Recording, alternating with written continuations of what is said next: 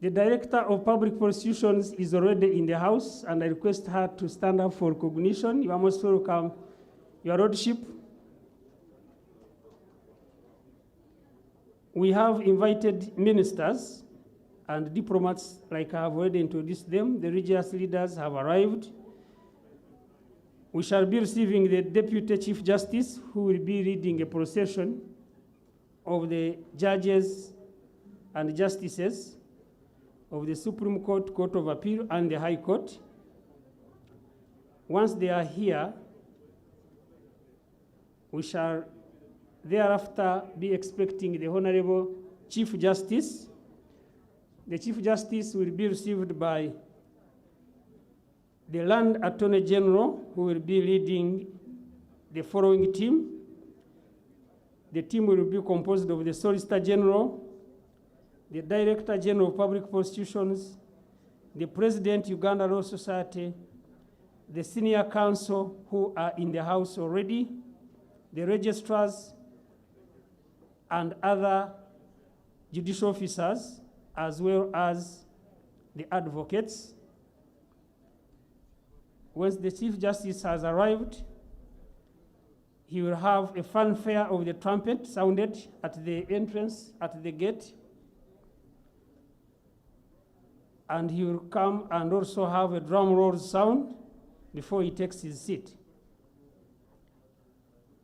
Once he's here, we shall be preparing to receive His Excellency, the President of the Republic of Uganda, who is our chief guest at this function. And once he's here, we shall have the anthems prayed, which will be followed by the prayers. After the prayers, we shall have some remarks and then the address by the chief guest. I once again would like to welcome you to this place and to wish you a good stay around. Shortly, we shall be receiving the procession led by the Honorable, the Deputy Chief Justice, who are ready to be joining us here. I am going to ask the team, which is supposed to guide them, to prepare and usher them into this place. I once again welcome you and wish you a nice day. Thank you.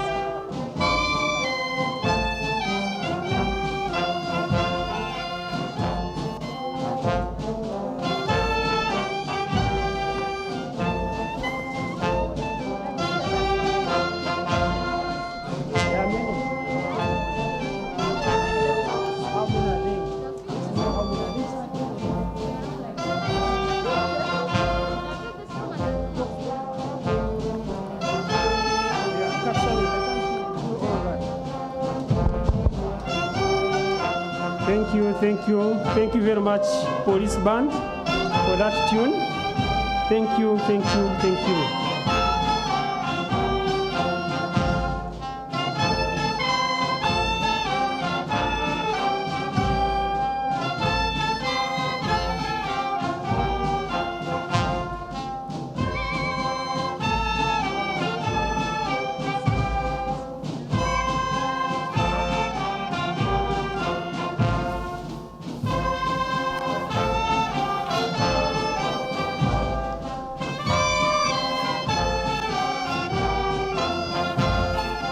Thank you very much, Police Band.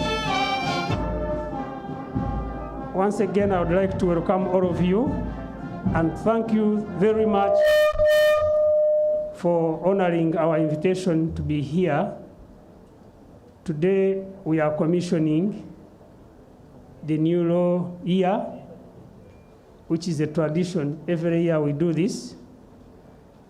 And one, thank you very much for joining us in this cause. Right now, we are preparing to receive a procession of the justices and judges, which is being led by the Honorable Deputy Chief Justice. As soon as they arrive,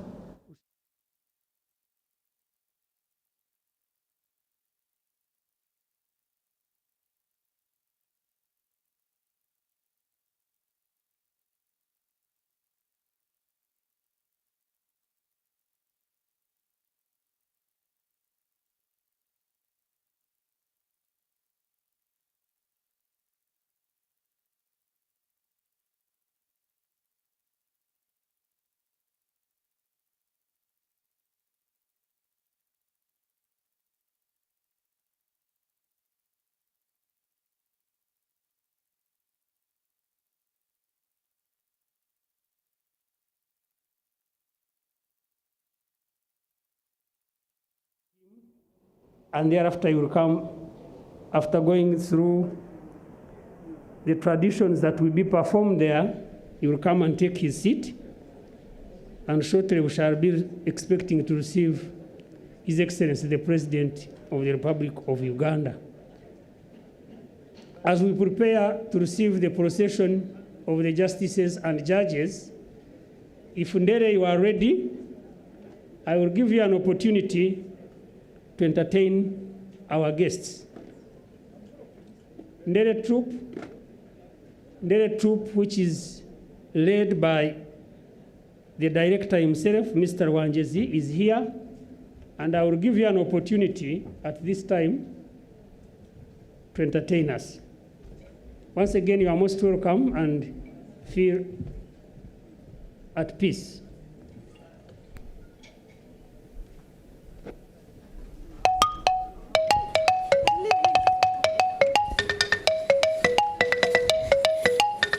Erade nanye mu erade amangerade abagenyi banausa bana wangera sausanya kubaraba erade abagenyi banausa wira sakanya damya bana erade asawa tuze mwezi naganetaga erade abagenyi banausa wira sakanya digena na balu kare erade abagenyi banausa bana kuma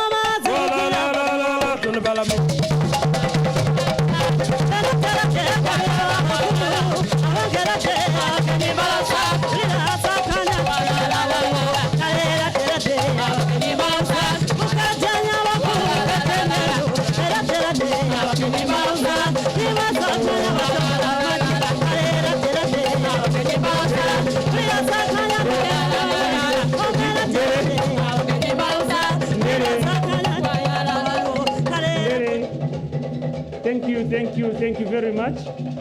Thank you. Let's first receive the procession of the justices and judges, justices of the Supreme Court, judges, justices of the Court of Appeal, and the judges of the High Court. And the procession is led by none other than the Honorable Deputy Chief Justice. My lords, we are ready for you. We are ready for you, and we do welcome you on this important occasion when the Judiciary marks the opening of the new law year, and this is 2022. I request us to stand up and receive the Honorable Deputy Chief Justice and the justices and judges.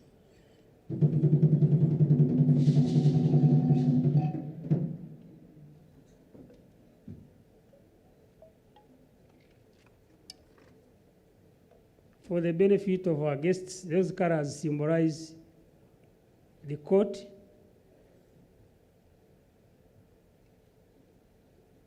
The maroon ones are for Supreme Court.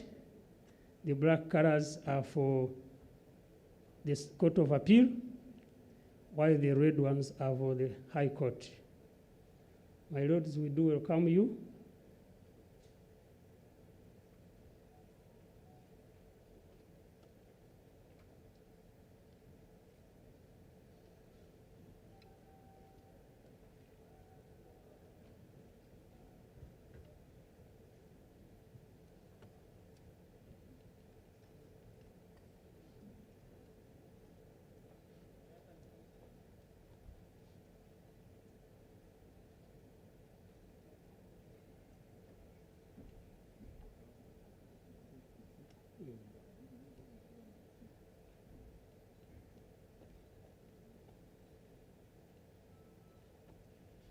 Our program is following each other in a row as we receive the delegation led by the Honorable Deputy Chief Justice. The Chief Justice himself is also arriving, and I will be requesting the team which is supposed to receive him to be moving towards the gate, and we perform our tradition of the opening of the new law year. Their worships, the registrars, you should be preparing, as well as the council, who will be led by the Land Attorney General, as well as the other senior counsel who are already here. So let's prepare to go and receive the Chief Justice is arriving. Let's receive the Chief Justice. I request the team to come over. I request the team to come over, the judicial officers led by the Honorable Deputy Chief Justice, while the other team is led by the Land Attorney General. We can have our seats as they receive the Chief Justice, but we shall be requesting you later on to stand up when he's making his way here to receive him. The registrars and Land Council we request you to step forward and receive the Honorable Chief Justice.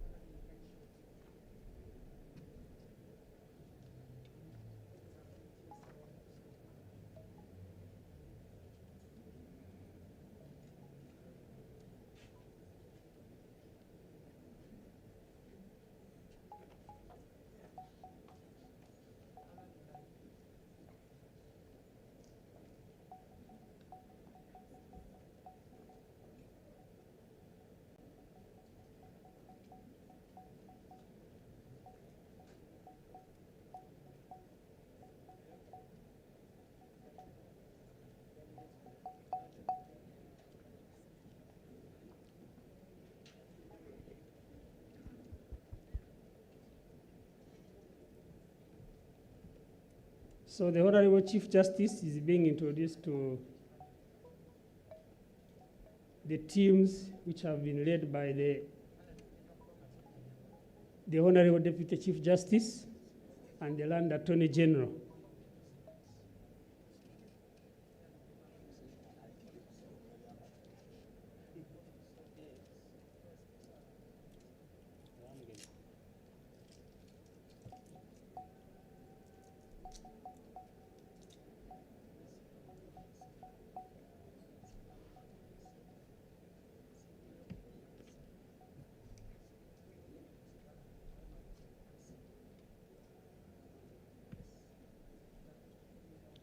The Honorable Chief Justice is making his way this place, and as we agreed, we are requested to stand up and give him the honors.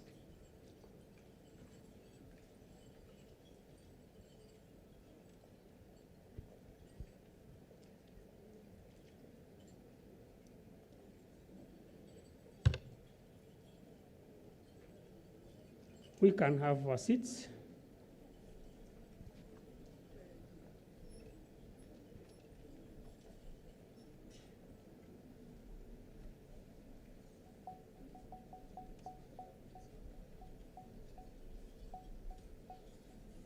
Thank you very much, the Land Council and your worships, the registrars, for receiving the Honorable Chief Justice.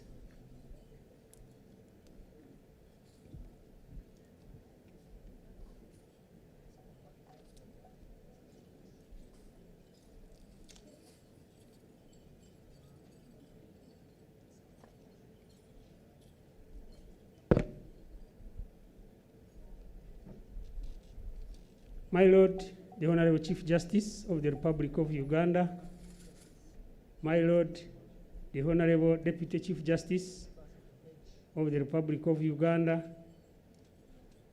the Land Attorney General, the justices and judges of the courts of judicature, the registrars,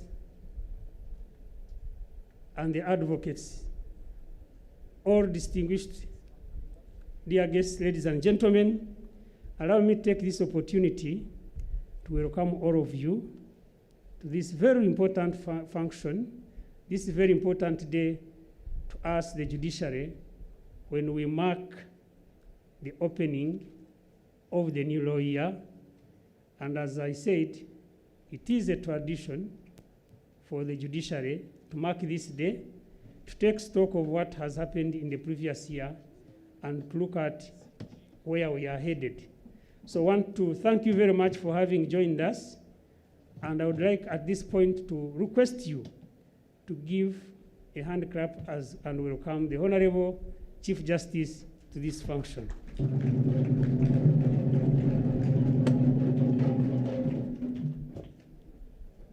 My Lord, you are most welcome. As I said before, we are expecting His Excellency the President to be arriving soon. And as soon as he arrives, I will announce the following team that will make their way to receive His Excellency the President, which will be led by the Honorable Chief Justice. We shall have the Deputy Chief Justice. We shall have the Land Attorney General. We expect the Minister of Justice to be here soon. The Permanent Secretary, Stroke Secretary to Judiciary, as well as the Chief Registrar. That is the team that will be welcoming His Excellency the President to this place. But my Lord, the Chief Justice, allow me to let you know that in the House we already have the Land Attorney General, and I would request him to stand up for recognition. You are most welcome, Honorable. We do have the Deputy Chief Justice Emeritus, His Lordship Stephen Kavuma is here. You are most welcome, my Lord. We have the Principal Judge Emeritus, Dr. Irukamba Mwine is with us. You are most welcome, my Lord.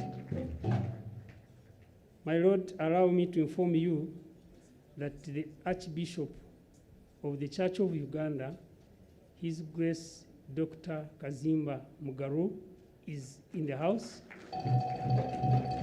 Your Grace, you are most welcome. We shall continue recognizing our distinguished guests, but allow me to introduce the Ambassador of the European Union to Uganda, who is already with us. You are most welcome, Your Excellency. We have the Ambassador of Belgium to Uganda. You are most welcome, Your Excellency.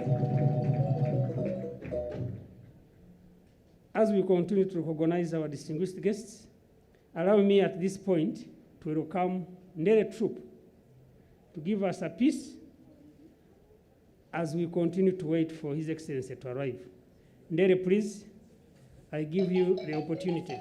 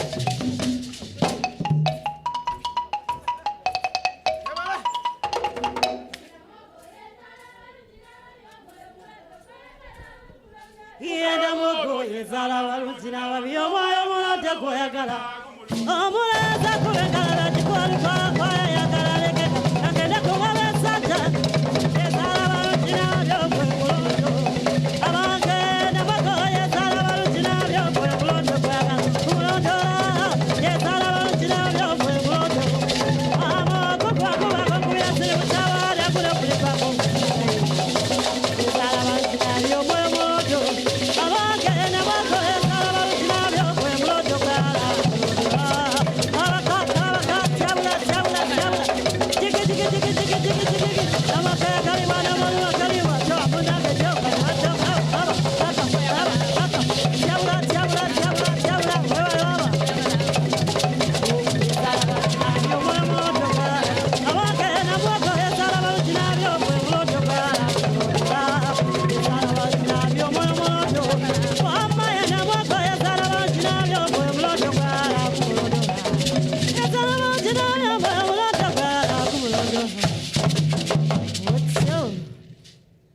Thank you very much. As we all know that we still have the enemy called COVID-19, we are requested to keep our masks on, and as well as the performers, you will be requested to keep your masks on. Right now, the team going to receive His Excellency the President has gone to where they are supposed to be. As soon as His Excellency arrives, we shall have the anthems, which will be followed by a word of prayer.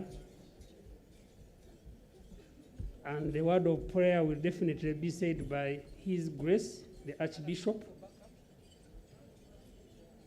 After the prayers, we shall have remarks, and we shall conclude with the address by His Excellency the President.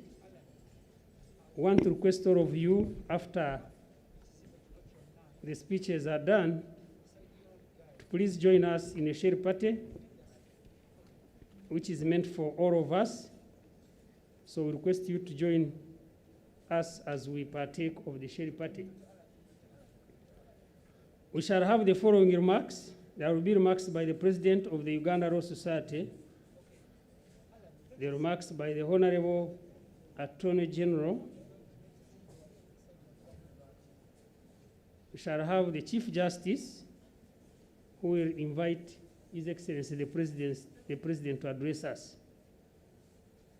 We do have very few speakers, and we have already requested them to try to be a little bit brief, because His Excellency has another function to attend, and therefore they will be following that request of being very brief.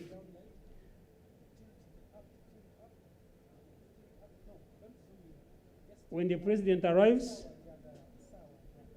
we shall stand up and have the anthems, which will be prayed after the Chief Justice and the delegation is leading has reached its destination here. That's when we shall have the anthems prayed. We do not want to catch them on the way before they reach and we are praying the anthems, and after that they have nowhere to sit. It is a function which has started on time, and we hope that it will end on time.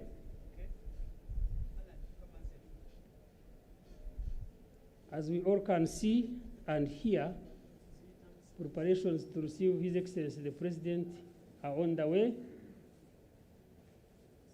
He's right now entering the gate into this place.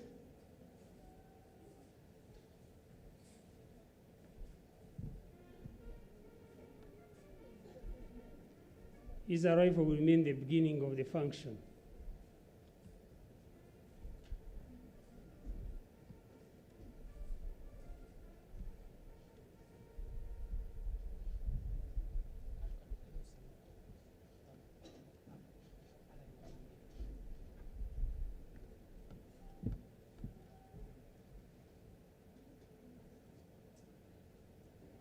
His Excellency has gone through the street parade.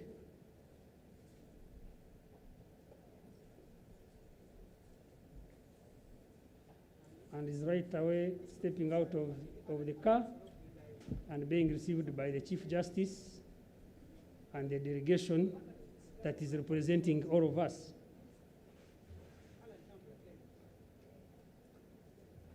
He's right now greeting them.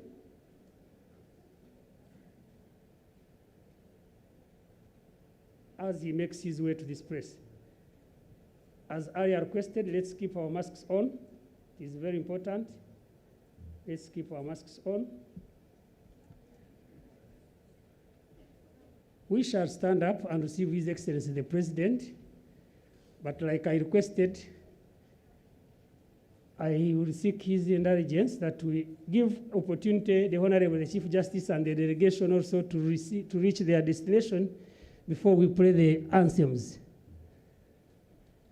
Your Excellency, you are most welcome to this important function of the opening of the new law year, and one, thank you very much for always gracing it. You have always graced it annually. We don't take it for granted. We thank you very much.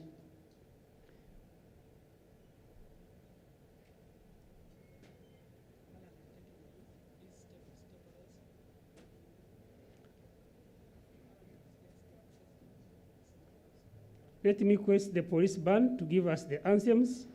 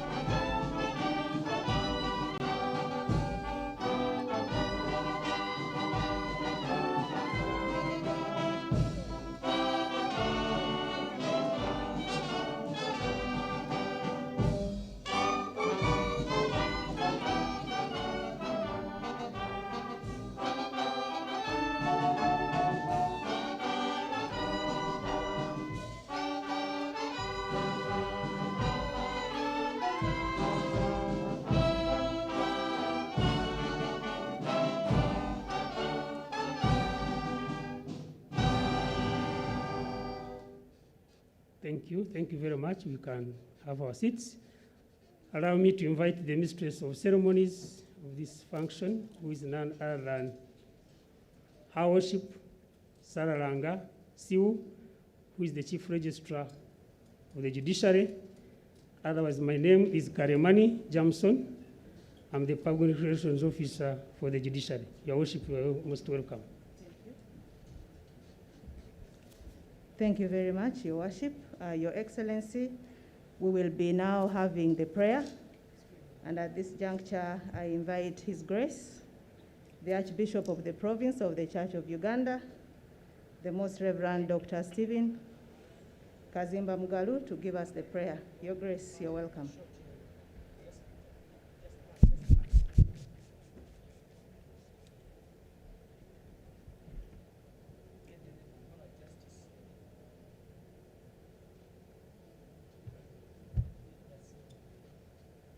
Your Excellency, the President of the Republic of Uganda, General Yoweri Kaguta Museveni, the Chief Justice, and all your God's people in your different capacities. I want to remind you of the new law as you remember opening of the 2022 New Year Law. This is from John chapter 13, verse 34. A new commandment, a new law I give you. Love one another as I have loved you.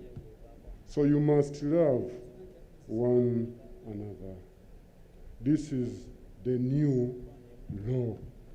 And as we think about the opening of the new year of the new law, we pray that the new commandment, the new law, will be written in our hearts. I am also reminded of the words of Micah chapter 6, verse 8. It says, He has shown you, O mortal, what is good. And what does the Lord require of you? To act justly and to love mercy and to walk humbly with your God. To act justly and to love mercy. As I prepare you for prayer, when everybody was entering here, even as I see all of you seated here, I have an imagination of the judgment day, when the angels and everybody will be entering in, and I saw the Chief Justice coming in, Attorney General, everybody was, the judgment day, this is the rehearsal of it. So we must act justly, because that day should be really a challenging day. When His Excellency was entering, everybody was, how about the last day now? The opening of the new heaven. How will it look like?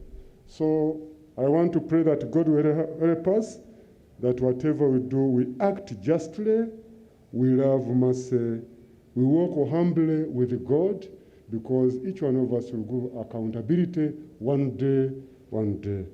Let us pray. Father, we bless you and we exalt you for the gift of life which you have given us. Even amidst COVID-19, you have proved to be a powerful God. Thank you for taking care of each one of us. Thank you for taking care of His Excellency, the President of the Republic of Uganda. Thank you so much for taking care of the Chief Justice. Thank you for taking care of the Deputy Chief Justice. Thank you for taking care of all honorable ministers, and especially Minister of Justice and Constitutional Affairs and Minister of Public Affairs. Thank you so much for taking care of the Attorney General. Thank you very much for taking care of the Principal Judge. Thank you very much for taking care of justices and judges. Director of Public Prosecutions. Thank you for taking care of the Inspector General of Government and also her deputy. Thank you for taking care of the Chairperson of Judicial Service Commission. Thank you for taking care of the Chairperson of Constitution Commission, also Head of Civil Service and Secretary. Thank you so much for taking care of the Permanent Secretary and also Secretary to Judiciary. Lord, thank you for taking care of the Secretary General. Thank you for taking care of the Chief Registrar. Thank you, Master, for taking care of the Inspector General of Police, Commissioner General of Prison. Thank you for taking care of all the Registrar and Magistrates. Thank you for taking care of the President of Law Society in East Africa and Uganda. Thank you for taking care of the Senior Administrator and staff of the Judiciary. Thank you for taking care of all ambassadors and all God's people here present. Thank you for taking care of all Ugandans.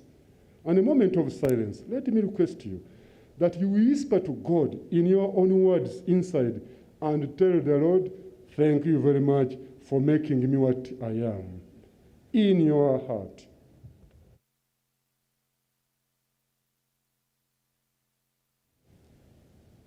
Thank you, Father. Bless this day.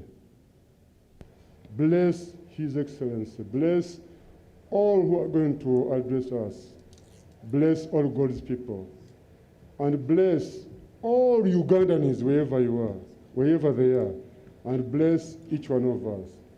And the blessings of God the Father Almighty, the Son, the Holy Spirit rest upon all of you now and forevermore. Amen. Amen. Thank you very much. Let me introduce my chaplains, Reverend Johnson Kansime, and also the chaplain of Makerere University, St. Francis, Reverend Onesimo Asimwe. God bless you all. Thank you so much, Your Grace. Let us appreciate him. Your Excellency, the President of the Republic of Uganda, you are most welcome this morning to the home of the Judiciary. Your Excellency, my Lord, the Honorable the Chief Justice, my Lord, the Honorable the Deputy Chief Justice, my Lord, the Honorable the Deputy Chief Justice Emeritus, the Honorable Acting Minister of Justice and Constitutional Affairs and the Minister of Public Service, the Honorable Attorney General, my Lord, the Principal Judge Emeritus present, my Lords, the Justices and Judges of the Courts of Judicature, Your Excellencies, the Ambassadors and High Commissioners, the Honorable Members of Parliament present, Your Grace, the Archbishop of the Church of Uganda, the Director of Public Prosecutions, the Inspector General of Government, the Chairperson of Constitutional Commissions present, the Head of Civil Service and Secretary to Cabinet, the heads of the Justice Law and Order institutions present, the members of Constitutional Commissions herein present, the Permanent Secretaries present, the Inspector General of Police, the Commissioner General of Prisons, Your Worships, the Registrars and Magistrates, the President of the East African Law Society, the President of the Uganda Law Society, Senior Counsel, and all distinguished members of the Bar, the senior administrators and staff of the Judiciary, the online guests in your respective capacities, members of the Fourth Estate, ladies and gentlemen. I welcome you this morning to the opening of the new law year 2022. Your Excellency, this function is a climax of a week-long conference that their lordships have held beginning Monday, the 31st of January.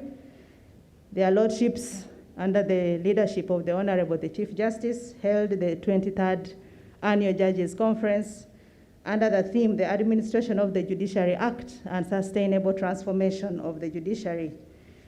Your Excellency, as I was introduced, my name is Sarah Langa Siu. I am the Chief Registrar of the Judiciary, and I am the Master of Ceremony this morning. Your Excellency, we have a very brief program and we have been advised to keep it very short, and so we are going to do that. Your Excellency, we have 4 remarks that are going to be made in a span of about 30 minutes together. And then, Your Excellency, you will address your people, and after that, the host, the Honorable, the Chief Justice, has prepared a meal called the Sherry Party for the guests who will be here. Your Excellency, we have a number of dignitaries whom I will be introducing as we go along with the program, but allow me to immediately start into the program in the interest of time. I will be giving the categories of the guests that we have here, Your Excellency, because there are quite many, but I'll just give you an overview of who we have here. Your Excellency, I will not go through those who received you. You have seen them, Your Excellency. And so with us here, we have the justices of the Supreme Court, the Court of Appeal, and the High Court.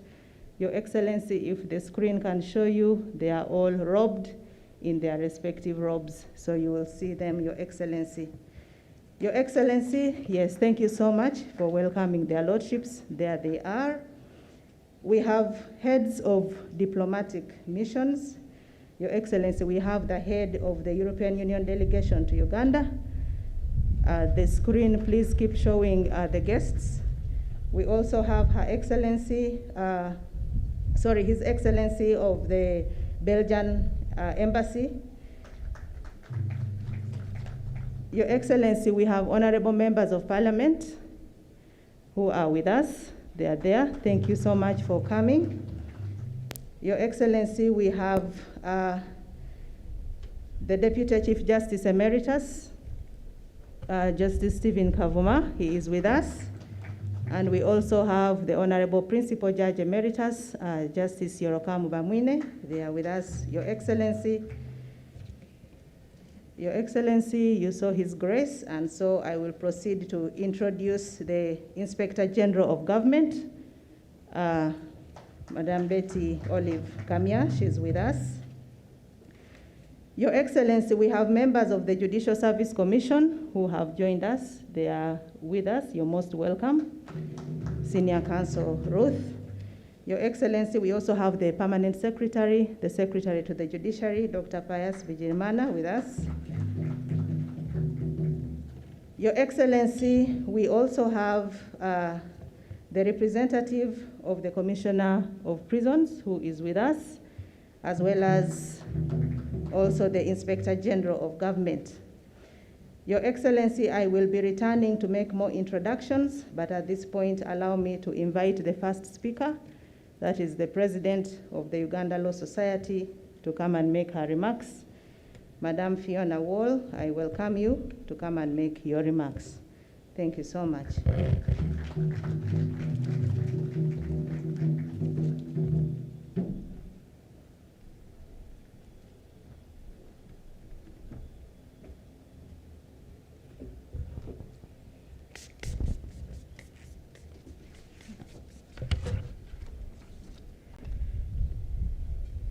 Your Excellency, the President of the Republic of Uganda, His Excellency Yoweri Kaguta Museveni, the Honorable the Chief Justice, the Honorable Justice Alphonse Owinj-Dolo, please allow me to adopt the protocol given the time restraint.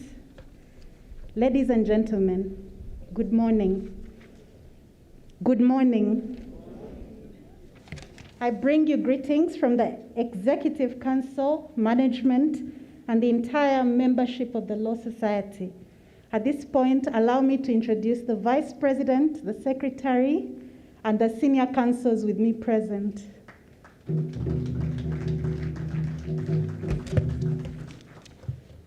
Your Excellency, I'd like to start by thanking you for opening the economy, and today is a genesis of new beginnings in a post-COVID era. As the Uganda Law Society, we currently boast of 4,050 members, having achieved an enormous growth of 600 members in the last year. And Your Excellency, all these members want to thank you for your contribution to the Uganda Law Society House. This year, His Excellency asked Finance to disperse the money, and unlike Oliver Twist, we're saying thank you as we wait for Finance to make that a reality. Your Excellency, I want to report that the members have not been idle, and as we speak, phase 2A of the building is complete. We now have a foundation, and at an opportune time, Your Excellency, we shall invite you to tour our Uganda Law Society house. I'd like to also thank you, Your Excellency, because when we came to you, you allowed Uganda Law Society members to join the beneficiaries of the Uganda loans under the Uganda Development Fund. Thank you so much for assisting our lawyers to recover from COVID-19. We also want to thank you for your pledge to commit funds towards the legal aid project. And we believe that in the support, we believe that with our new Honorable Minister, who I'd like to congratulate, I'd also like to thank you for the appointments of the Attorney General, who we are very proud of, and our IGG and the Human Rights Commission. These have been very positive developments, Your Excellency, that I think are going to extend access to justice to all vulnerable people.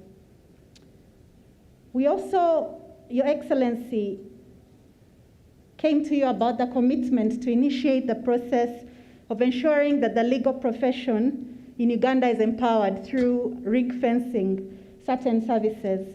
I want to thank you and the Honorable Attorney General for what is being done towards this, and we hope that we will be able to ensure that it is our lawyers that negotiate Ugandan contracts. Your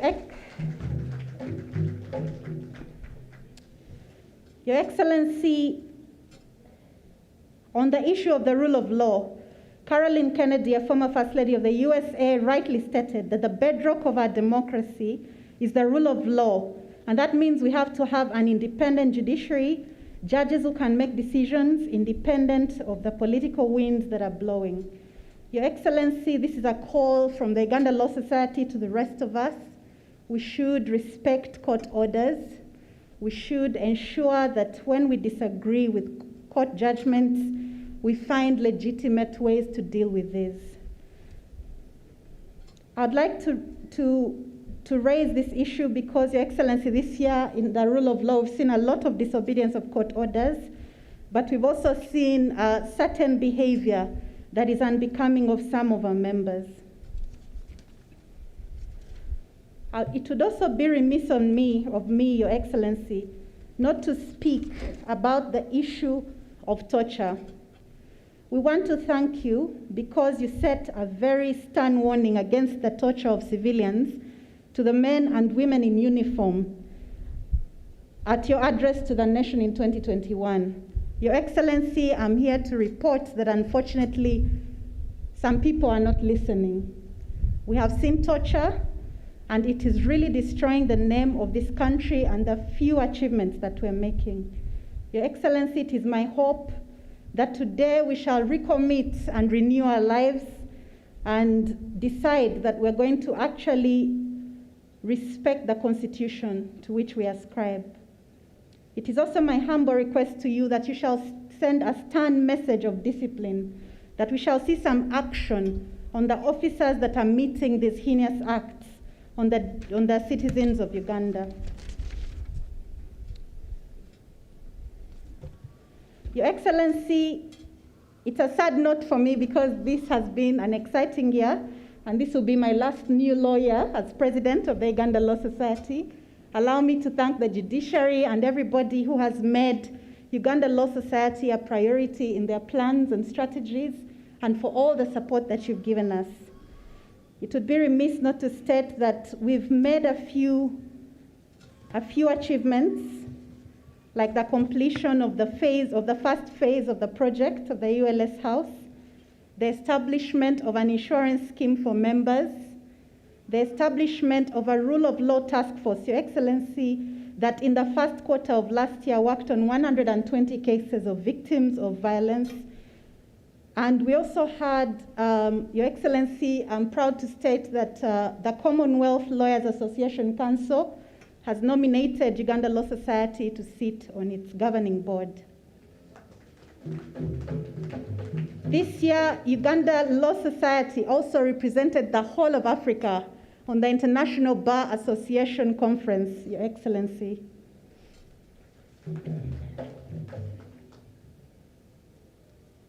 Your Excellency, as we seek justice, we want to thank you for the promises you made last year at this same time, because as we speak, there's been so many more judges and judicial officers that have been recruited, and a budget. For us to achieve more in 2022, we need to strengthen our partnerships. We need to walk our talk. We need to be faithful to the aspirations that are reflected in the Constitution of the Republic of Uganda. We need to be available to those that need justice, to those that do not have a voice. This is the throne of justice. And I thank His Holiness the Archbishop for reminding us that there is a judgment day. May we be found worthy on that day. It is also my hope that we shall be teachable, that we shall learn from the difficult times that COVID wrought upon us, that we shall learn to prepare for the next pandemic, the next disaster, and that when it comes, it shall not bring out the greed or the problems in us, but that we shall have risen to the occasion. Today, I hope we remember that as we go out there, these positions we have are vocations. Your Excellency, thank you for being a father of this nation when it came to COVID-19. I think how you led us through that period was exemplary, even for other countries to see. Thank you very much.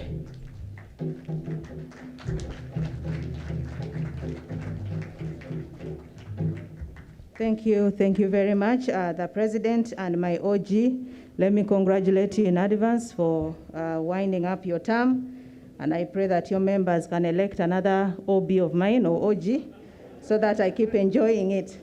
Your Excellency, that was the President of the Law Society. Thank you so much. Your Excellency, coming now to make his remarks, maiden remarks on this ground, is the Honorable, the Attorney General. Honorable, you're most welcome.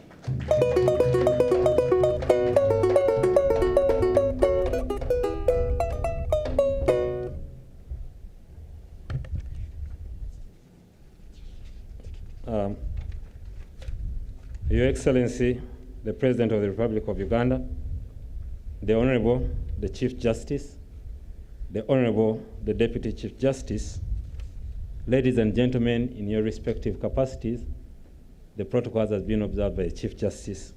I greet you all in the name of the Lord. Your Excellency, I'm pleased and honored to be giving my maiden speech, my maiden remarks as Attorney General of the Republic of Uganda, and the head of the bar on this occasion of the new lawyer 2022. This is an important occasion, an important day in the calendar of the lawyer, because it is the beginning of the business of the courts after taking the annual court vacation, which is a statutory period allowed for the court to vacate and rest. Whether they rest or not because of the duties that they have to write judgments is another matter, but it is provided for. And in order for them to deliver justice in accordance with Article 126 of the Constitution. Your Excellency, allow me to sincerely thank the leadership of the Judiciary for having done a stellar job in this period in dispensing judgment and justice in the last 2 years, 2020 and 2021, during this COVID period. It has been a difficult period for the courts, as it has been for all government institutions. Your Excellency, as the Chief Registrar stated, this is the culmination of the work of a week's retreat, where the justices and the judges and the courts and the judiciary sit back and reflect on the years gone by, and particularly the years that they have had. And this year's event was even more important because last year there was no judges conference and there was in fact no new lawyer. So the judiciary had to reflect on 2 very difficult years. But the theme of this year's event was the administration of the Judiciary Act and the sustainable transformation of the judiciary. And this could not have been a more appropriate theme than for the period that we are having now. The theme communicated both the will and the determination of the judiciary to transform itself for the purpose of achieving speedy delivery of justice, elimination of corruption, enhanced independence, as well as the procedure and administrative reforms, all of which are essential to the exercise of the judicial function and the effective administration of justice for the people of Uganda. Your Excellency, the effective administration of justice and delivery of justice requires close and cordial working relationship between the bar, which I head, the bench, which is headed by the Deputy Chief Justice, and other institutions of government, particularly the executive arm of government, which is headed by Your Excellency. As the Attorney General and the head of the bar, I am fully committed to work with the judiciary to meet its aspirations as it fully operationalizes the Administration of Judiciary Act 2020.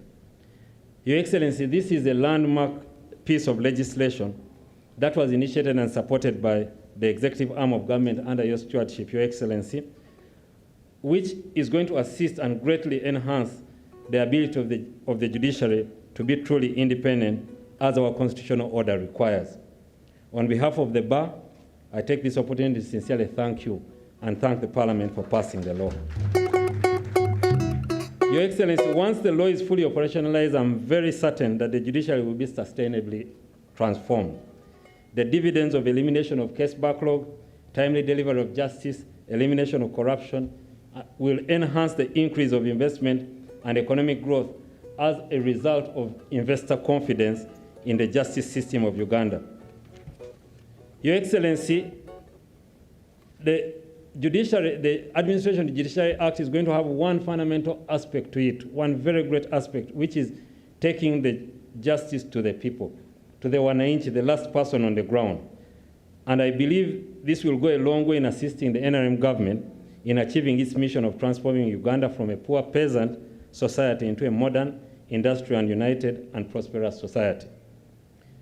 Your Excellency, it is worth noting that in the first year of the operationalization of this act, the judiciary has registered significant achievements, and I am sure the Chief Justice will highlight those.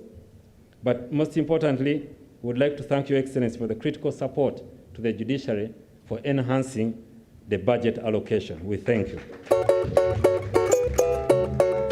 Your Excellency, currently I'm working hand in hand with the judiciary to submit to Cabinet for its approval the principles for the bill to amend the Judicature Act to increase the number of justices of the Supreme Court from 11, including the Chief Justice, to 21, the number of Court of Appeal justices from 15 to 56, and a motion for a resolution of Parliament to increase the number of judges of the High Court from 83 to 151, as was approved at the Cabinet sitting of 9th August 2021. On this day, Your Excellency, debate must be had as to whether we as advocates in this country are performing our role in accordance with the set laws, principles, values, and the expectations of the public that we serve, or whether our conduct is wanting in various aspects. Your Excellency, the theme that I've already stated cannot be achieved if the judiciary will not transform, if indeed the bar does not transform. And the bar includes the DPP. So, Your Excellency, we will be coming to you to get support, to get your support to enhance the allocations to other arms of government that work closely with the judiciary. Your Excellency, with all due respect to everyone concerned, the state of the bar in Uganda today raises a number of questions as to what must be going right and what may be going wrong. And I find it necessary to use this opportunity to remind my colleagues in the bar, and of course myself, about the following: the duty of a lawyer to the court, the client, and society. An advocate as an officer of the court, a lawyer is required to fulfill the balance between the duties to the court, the client, opposing counsel, and, most importantly, to society for which justice is administered. Being a lawyer is a privilege. It's not a right. It's not in the Constitution. There's no constitutional right to be a lawyer. To be a lawyer is a privilege and a duty which comes with responsibilities. Central to our ethical responsibility as advocates, we must employ strategies that are honest, respectful to the court and the public, and we must act with integrity and professionalism. We must do this while maintaining what I suggest is our overarching responsibility, which is civil conduct in the advancement of our clients' interests and the rights of the public. Your Excellency, as persons prestigiously referred to as learned friends, we must practice our profession with integrity, professionalism, diligence, competence, transparency, and sobriety. If we do so, it will make a difference in the administration of justice in our country. Unfortunately, Your Excellency and the Honorable the Chief Justice, a number of complaints against lawyers have been registered with the Law Council, and these include failing to account for clients' money, dishonesty, fraud in land transactions, which is becoming a major problem, acting without instructions, aiding and abetting corruption in the judiciary and society in general. This is regrettable. Another new area which has become a source of concern and is making pronouncements and comments, at times extremely derogatory in my view, in both the mainstream and social media and other similar platforms in violation of the well-known rule of sub judice and insulting members of the bench. Unfortunately, all these are happening under our watch and for far too long. These acts have made the public view lawyers with suspicion. This should no longer be tolerated. This must stop. The respect to members of the bench must be upheld. Your Excellency, I appeal to the advocates of this country to desist from these practices, and in the same vein, I call upon the Law Council to crack the whip on the indiscipline among advocates. The quality of the bar must remain high. Your Excellency, it is not all gloom and doom in the profession, but like the Baganda say, mulya mamba abomu navumaganya ekika. Loosely translated, that if one person of the clan eats the mamba fish, then they'll say those people eat their totem. The lawyers have done a great deal of good this year and in the past 2 years. They have supported the pro bono scheme, like the President Law Society has said, legal aid to the indigent persons, and even come together to build the ULS house, which effort you have also supported tremendously. Therefore, as officers of court, we must desist from unethical conduct, and we must weed out the few bad apples. Your Excellency, I take this opportunity to raise the appeal again to my colleagues. Please stop unethical conduct. Please stop attacks on individual members of the judiciary. Your Excellency, I also have a word to the bench. Your Excellency and the Honorable the Chief Justice, as a practitioner, we are seeing a new challenge in the judiciary, and which I will term the misuse of judicial discretion. We are seeing a lot of judgments from some quarters in the judiciary which are simply unbelievable. I couldn't find a good word to use for that. They're just unbelievable. While with the rights to appeal are being exercised, and we are grateful that these exist. While the right to appeal are being exercised by the lawyers, some of these create apprehension. Some of the things that we get are. So while as the bar we do our part, we do expect that the bench will do its part fairly and rationally. Our commitment, Your Excellency, and Your Excellency and the Honorable the Chief Justice, I conclude by saying that as government and the bar, we are committed to work together with the judiciary and to give it the support it requires to deliver timely and quality justice to the people of Uganda. In the same vein, I call upon the leadership of Uganda Law Society and its members to move together with the judiciary, as it has always done, towards a transformed judiciary that we all want. I wish you all an effective and successful new lawyer 2022 for God and my country.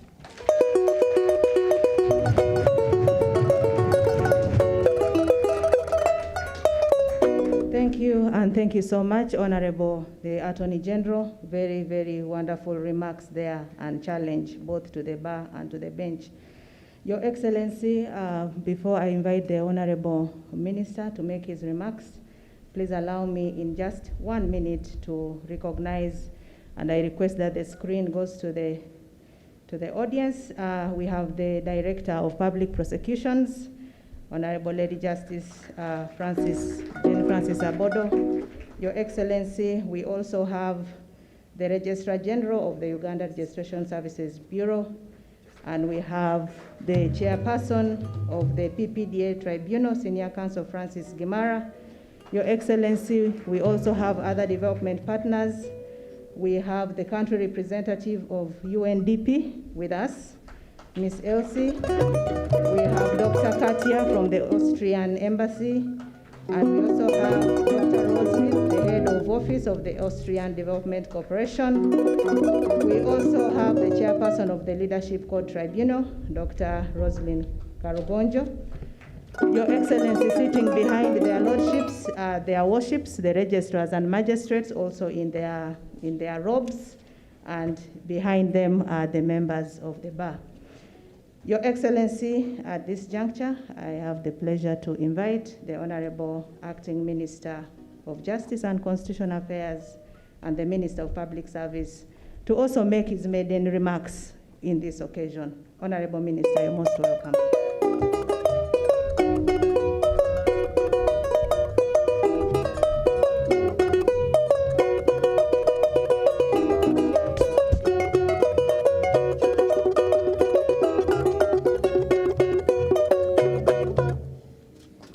Your Excellency the President,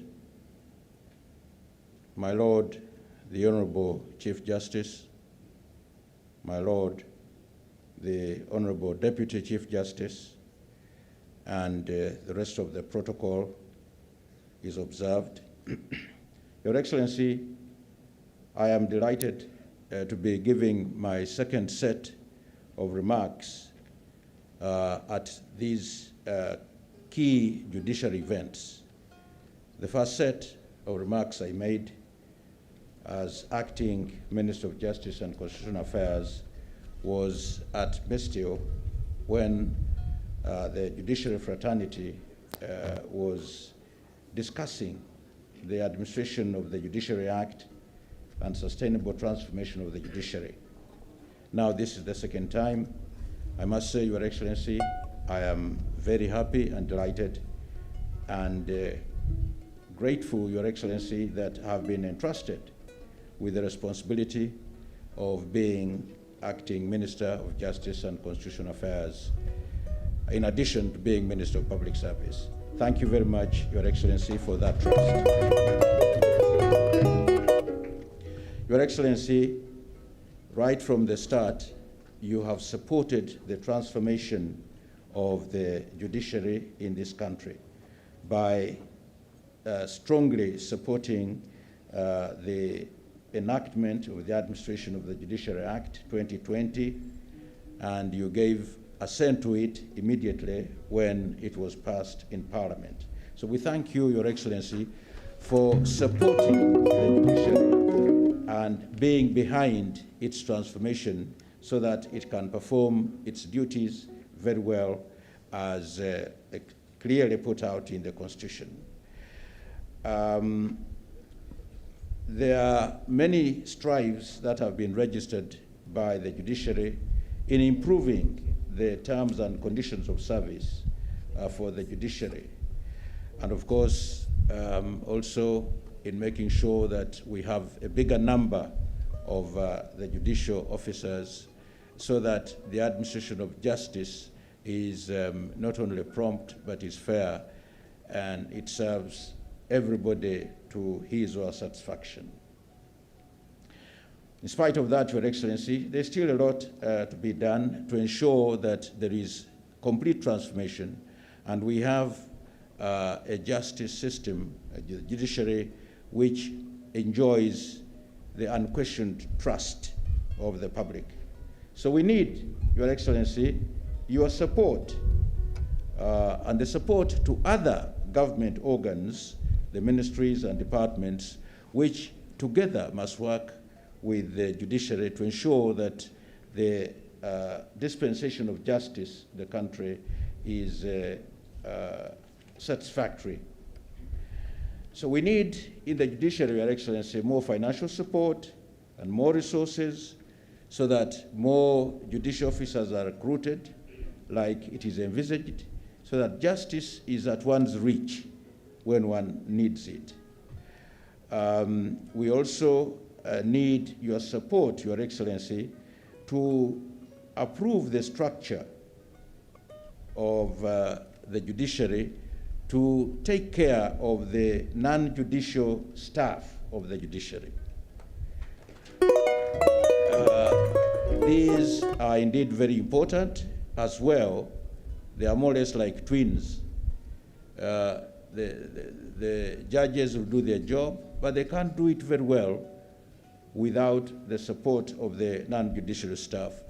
The staff in the office of the DPP, the staff even in the judicial systems itself, that category of process servers, interpreters, all of them, mention them, including even the staff that carry out investigations, which eventually lead to a successful conviction or successful dispensation of justice. Your Excellency, because these play a very important role and they are really indispensable, then we need your support, like you have given support to the judiciary, to the judges. We need support in the non-judiciary side so that really we can now rest assured that we have a judicial system in this country which is just, which enjoys the trust of the public, which we can look to and go to in case of any problem. Your Excellency, I would like to thank you once again for gracing this occasion and also for always supporting the judiciary. And when we come, Your Excellency, in Cabinet or elsewhere, to again put to you some of the challenges which are now arising, then you will obviously give us our support in the full confidence that when this support is given, it will not be put to waste. I thank you, Your Excellency, and the rest of us for listening to me. Thank you very much.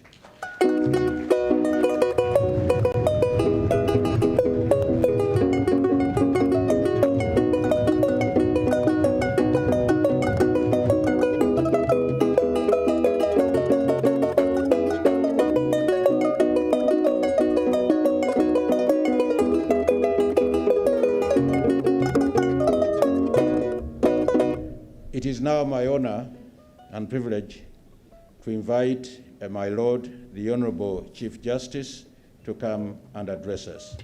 My Lord.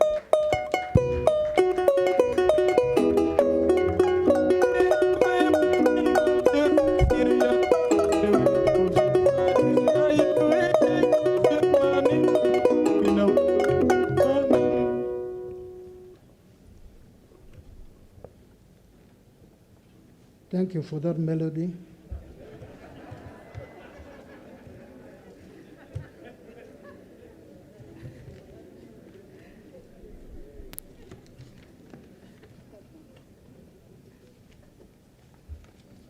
Your Excellency, the President of the Republic of Uganda, my Lord, the Honorable the Deputy Chief Justice, the Honorable Acting Minister of Justice and Constitutional Affairs, and as well Substantive Minister of Public Service, the learned Honorable Attorney General and Head of the Legal Bar, the Honorable Justices and Judges of the Courts of Judicature, Your Excellencies, Ambassadors, High Commissioners, and other members of the Diplomatic Corps here present, Honorable Members of Parliament, Your Grace, the Archbishop of the Church of Uganda, the Director of Public Prosecutions, the Inspector General of Government, the Chairperson or representative of the Judicial Service Commission, the Chairpersons of other constitutional commissions, the Head of the Civil Service and Secretary to Cabinet, heads of jealous institutions, members of the constitutional commissions, the permanent secretary to the judiciary, the Solicitor General, Your Worship, the Chief Registrar, the Inspector General of Police, the Commissioner General of Prisons, Your Worships, the registrars and magistrates, the President East African Law Society, the President Uganda Law Society, learned senior counsel and distinguished members of the bar, the senior administrators and staff of the judiciary, members of the Fourth Estate, distinguished guests, ladies and gentlemen.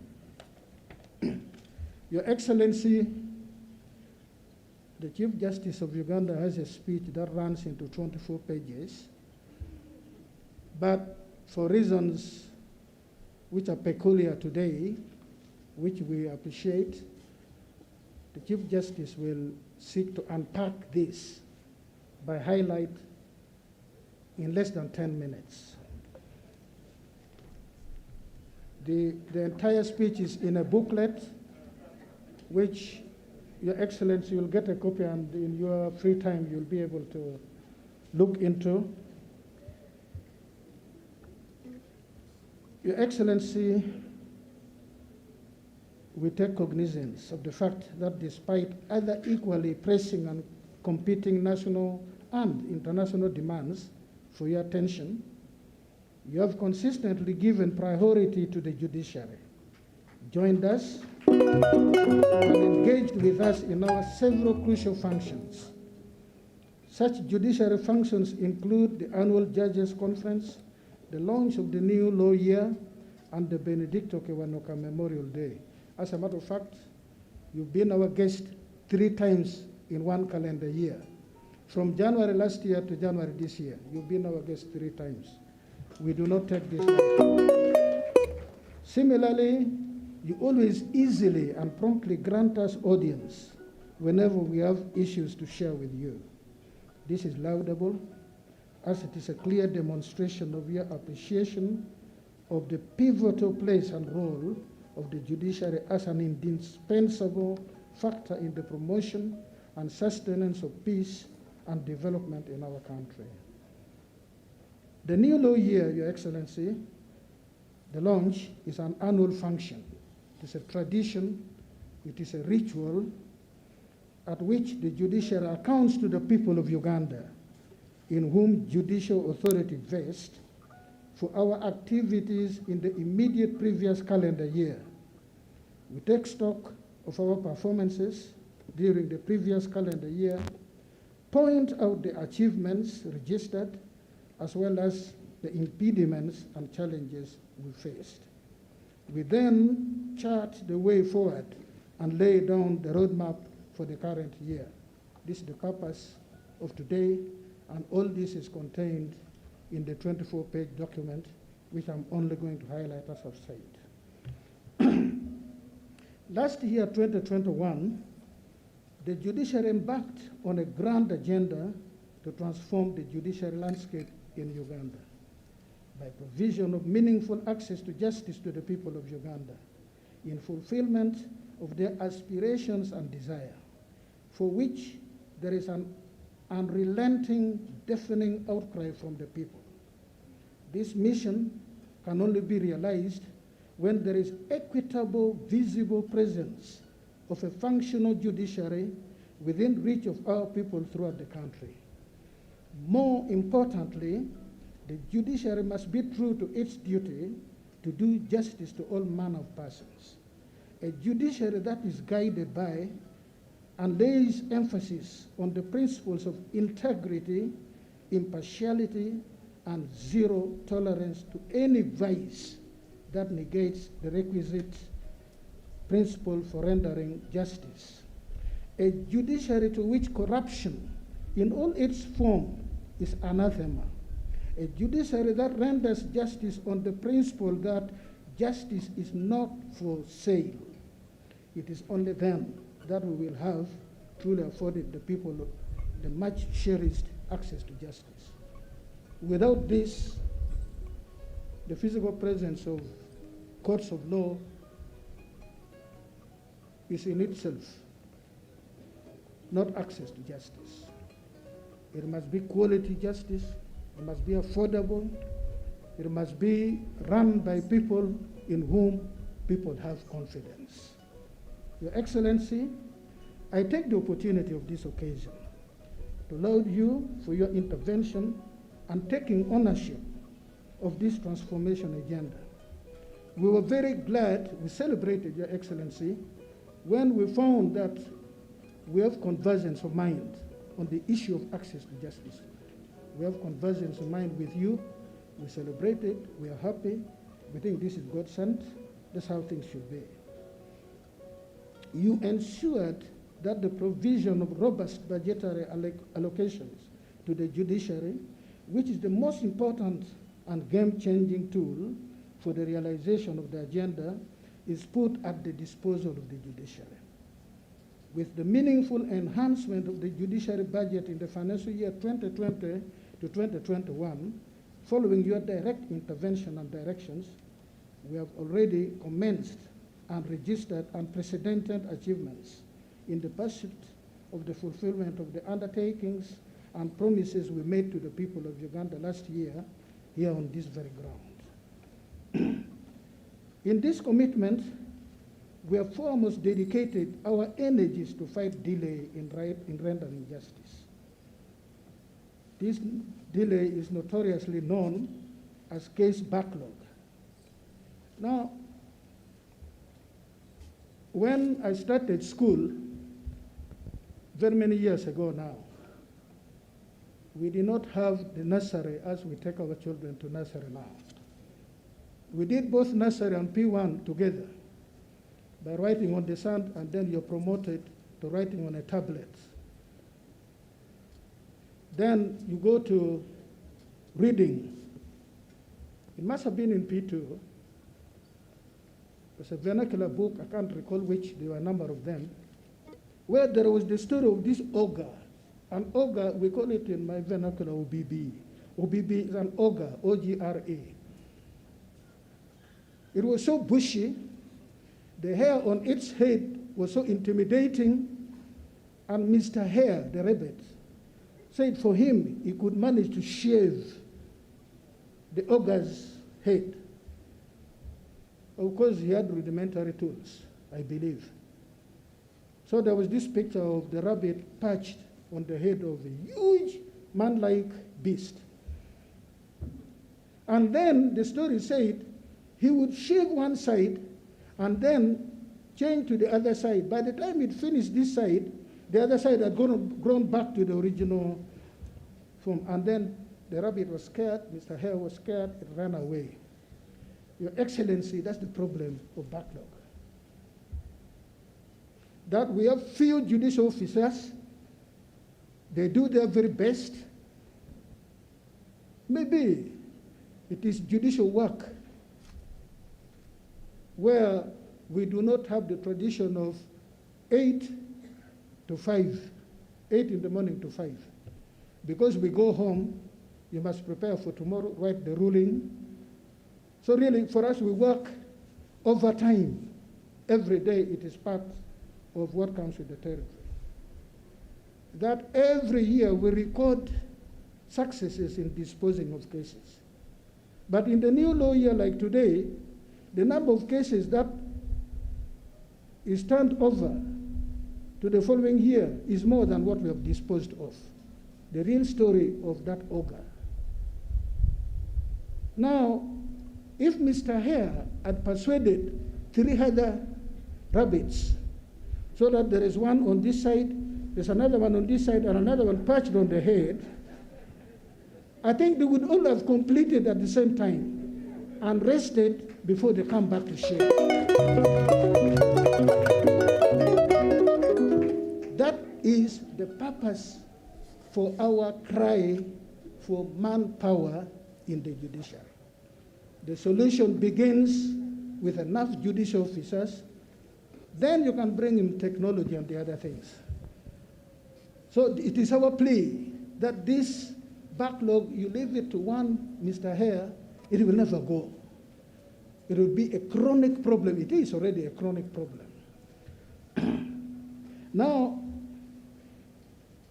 part of our design to fight this backlog, to bring justice nearer to our people. Your Excellency, you're already aware, we've agreed there must be magisterial courts, districts, and constituencies.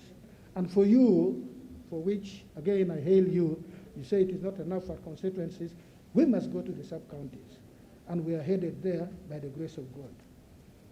I'm glad to report that because of the enhanced budget, this financial year ongoing, we are able to operationalize new high court circuits in this country, namely in Moroto, this financial year, before end of June, Moroto, Tororo, Iganga, Luwero, Hoima, and Rukungiri. These ones will start functioning this year.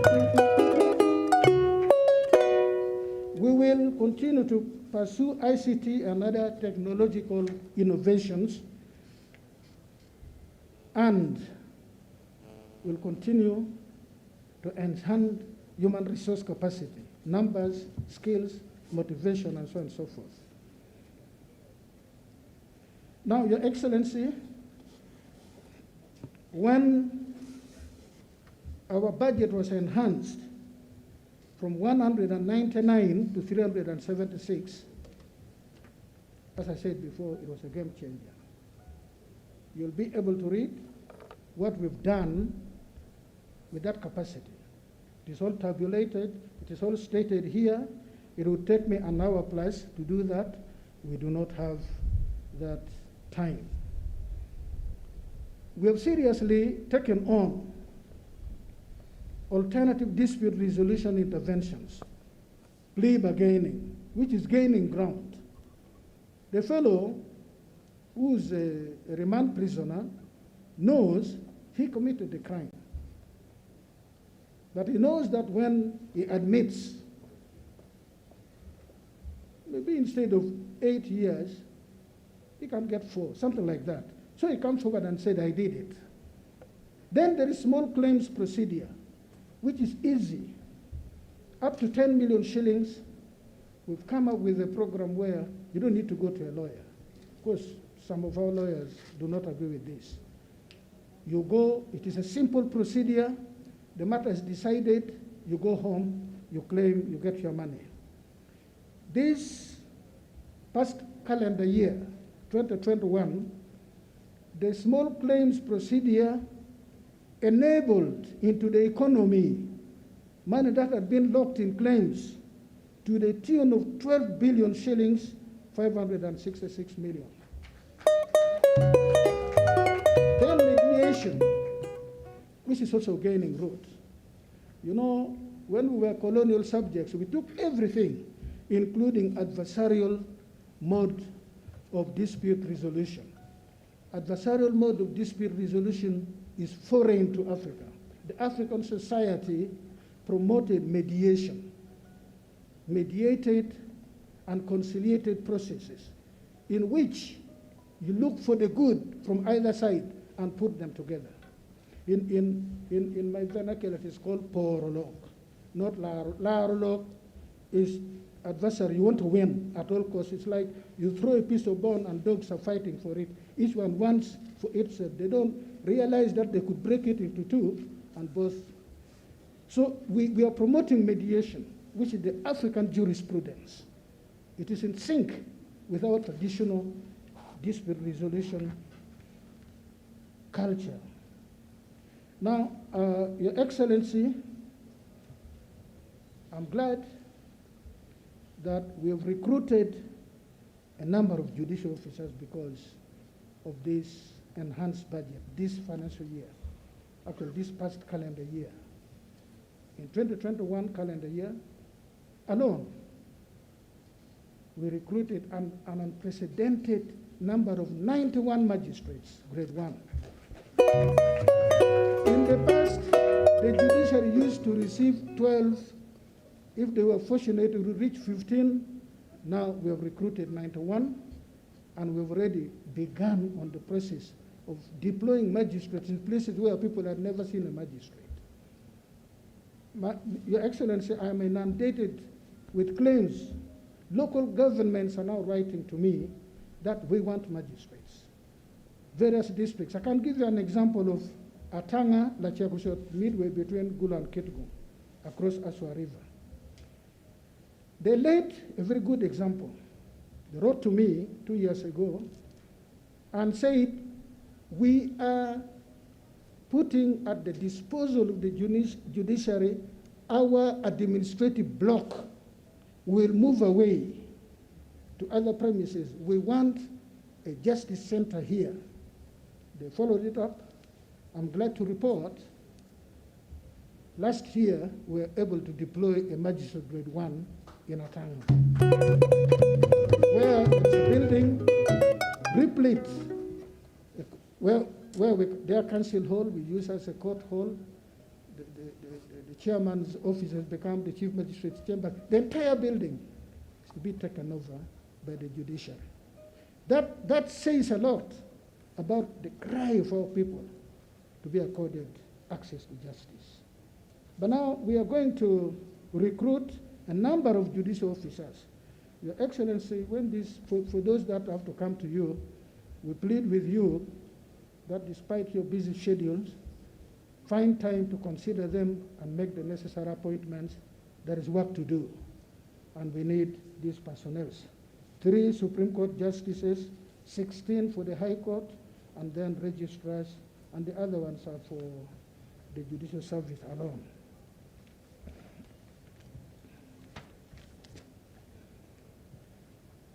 Now, the judiciary is reforming certain laws, certain rules. The Judicature Court Fees rules, this is work in progress. It's reached the final lap. The Judicature Court Bailiffs rules, the Judicature Amici Curiae rules, the Judicature Legal Representation at the expense of the state rules, the Constitution Sentencing Guidelines for the High Court Practice Directions, the Constitution Bail Guidelines for Court of Judicature Practice Direction. Let me talk about the last one. The Constitution Bail Guidelines for Court of Judicature Practice Direction 2022 seeks to put in one place guidelines informed by the law as it is on bail from the Constitution, Trial on Indictment Act, Magistrate Courts Act, and then decided cases, decisions of the courts of judicature, the Supreme Court, Court of Appeal, and some High Court decisions. It seeks to put it together so that the judicial officer before whom a bail application comes does not act on his or her whims, but is guided by the rules pertaining to the exercise of discretion, with responsibility and in accordance with the law, taking care of interests of all the parties, the accused person himself or herself, the victims, and the public, so that when a decision is made, it should only be wrong, but it should not be unreasonable. One can make a wrong decision, that is permissible in our trade, but it should not be unreasonable, when unreasonableness can be avoided. So this is work in progress. We should be able to come up, and I will launch this when it is completed. As I said, the number of judicial officers is still small. And because of that, thank you. I had promised to do it in 10 minutes. I have exceeded by 1 minute now. Mea culpa. We had agreed with the chief registrar that she would wink when I go beyond now. She is. Now, Your Excellency, let me talk about what both the learned Attorney General and the Honorable Minister said. We have begun to do very well, courtesy of your intervention as the judiciary. You've given us a vehicle with everything, but you've given us fuel which will stop in Bale, and yet our journey is up to Moroto. What do I mean? The Directorate of Public Prosecution, which is the center, the nerve center for prosecution of cases for the administration of criminal justice, is operating at 37% capacity. When you hear that in criminal cases there is delay, for which always the courts of judicature are blamed, it is because people do not understand how criminal justice exercise works. The judiciary is at the tail end. A very effective prosecution, and this begins with investigation by the police, then it comes to the Director of Public Prosecution. When it is very effective and the matter comes to court, the matter should be disposed of within 1 month. So my appeal, our appeal as the judiciary to you, Your Excellency, is please take charge again, put leverage, and ensure that we have a robust prosecuting arm of the criminal justice system.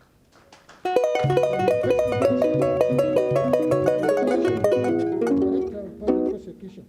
I did promise the Director of Public Prosecution, then when I'm exercising my constitutional duty to present to you our budgetary proposal, I'll bring her along to seize the occasion to also say something for herself, for her institution. So when you explain that day, you'll know, because it is her presence, it is her contribution that will make the judicial reach Moroto. Otherwise, we'll get stranded in Mbale and we have no business in Mbale. Now, finally, plans for the coming financial year. Your Excellency, when you put your hand and agreed that the judiciary budget, for it to be meaningful, should reach the ceiling of 800 billion, you also directed that because of competing demands, and we appreciate, we are not unreasonable people. We know we belong to this country and we know our capacity. You did direct that this should be achieved in the medium term of 3 years with progressive enhancements. We will come to you for the second batch of enhancement in our budgetary to also prove that we are not unreasonable. We'll come to you, Your Excellency, and we plead for the second enhancement or the middle enhancement to enable us do this. Begin the deployment of chief magistrates in every district. We would like this coming financial year, Your Excellency, to recruit a minimum of 30 High Court judges at the same time. From these, I would want to deploy 5 of these judges to the Kamaso Court alone, the Kamaso Division, and then 5 to the Land Division. And then the others I will deploy to the circuits, the upcountry courts, so that there are 2 High Court judges in minimum in every circuit. If we can achieve this, by the time next year, today, we invite you here, you will see the smile and the beaming on my face. Even before I speak, you know I'm happy. And your own people, when you visit them, they will tell you that now the government is doing something.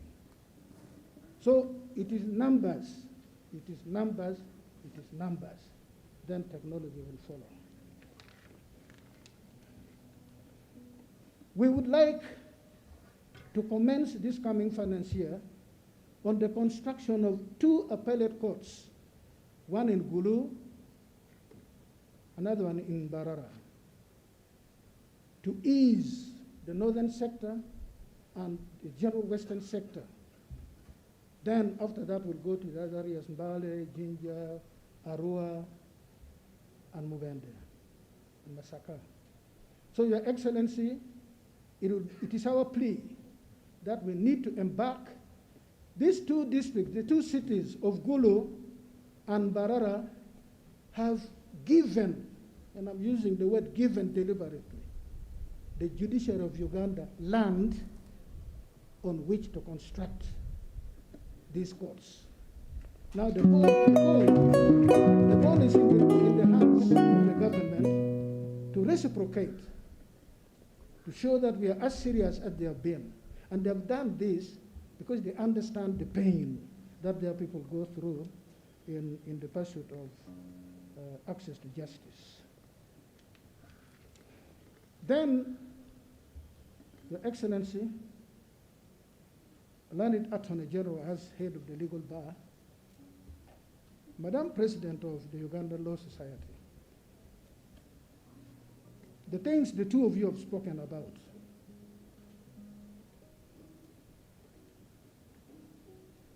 before I became a judge, I practiced law for 23 years. It was simply unthinkable that a lawyer, even if you're civil, that a lawyer would criticize a judge. You criticize the decision of the judge. Even if you use civil language, you could not say, what's wrong with the window? No.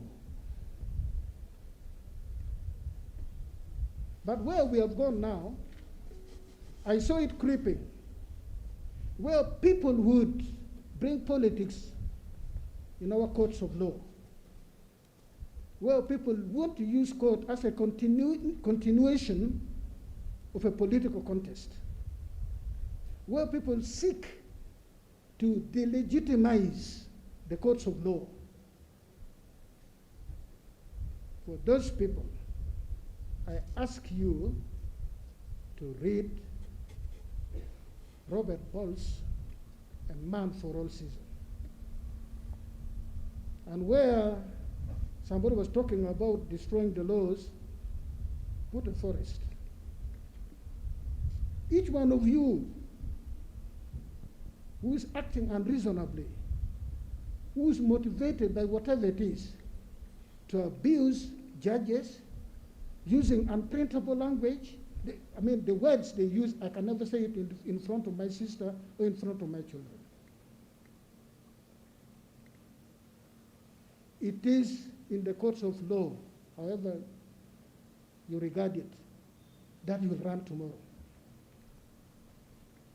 And if you undress the judges and they remain naked, they will go into hiding.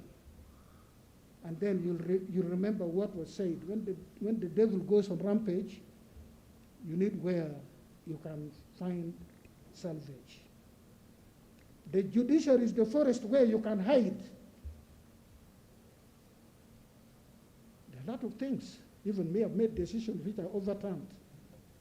But we do it with courtesy. We accept criticism because that's what we learn from. But one does not need to insult the person of a judge. Me, as head of the judiciary, it is my duty to defend the person, the interest, and the position of each judicial officer. It is my responsibility. And let me say this, there will be consequences. There will be consequences. This can never be done in any other country. That you can abuse the person of a judge, make vulgar reference, repugnant reference. What has the genitals of a judge got to do with his decision? How can we have, Madam President, how can we have a law society that condones this action? I would have been happy if the president of the Uganda Law Society had come in and said, we have taken this action. Learned Attorney General, you as head of the legal bar, how can we have people whose business is now to do this to the judiciary? Supposing we fold our arms and say, okay, we are not worth it, we sit at home. What will lawyers do? Collecting Nvuju and Busulu, is that enough? So as the judiciary of Uganda, which I am privileged to head, it won't be business as usual for those who think whatever their state of mind is, that they can deride, they can attack individual judges. You attack one judge, you've attacked all of us. So unless the Ugandan Law Society, unless the learned Attorney General takes action and stops this nonsense, when we act, it will be drastic, it will be severe. Excellency, we look forward to a progressive realization of our revolutionary agenda and providing timely and meaningful justice that fulfills the aspiration of our people.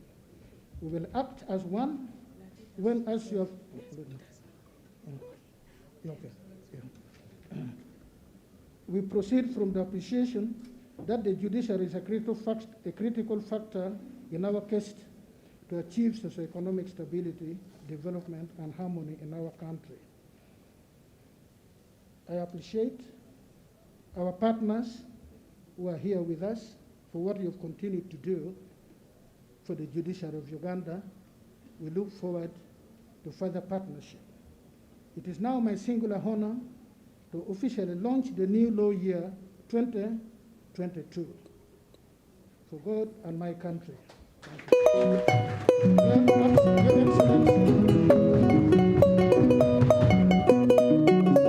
It is also my other honor to invite you to speak to the people of Uganda through the judiciary. Thank you, Your Excellency.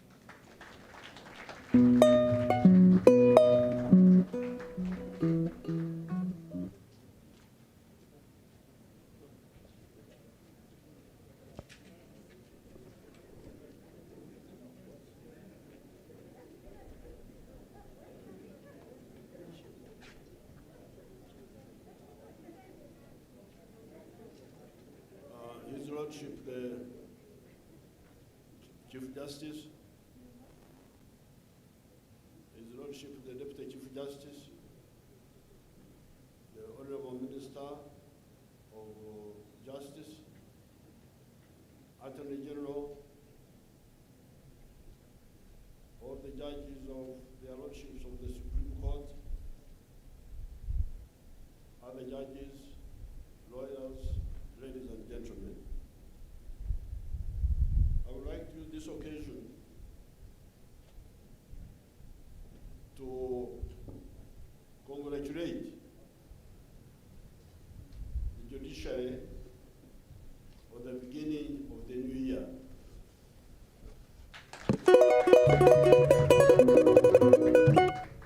It is a pity that I am rushing because there is a virtual conference where Uganda is presenting what they call the African peer review mechanism. And the conference has already started, but I was trying to catch Uganda's slot, which is at 1 o'clock. I want to thank the judiciary for the great work they have done all these years, in spite of many problems they had to deal with.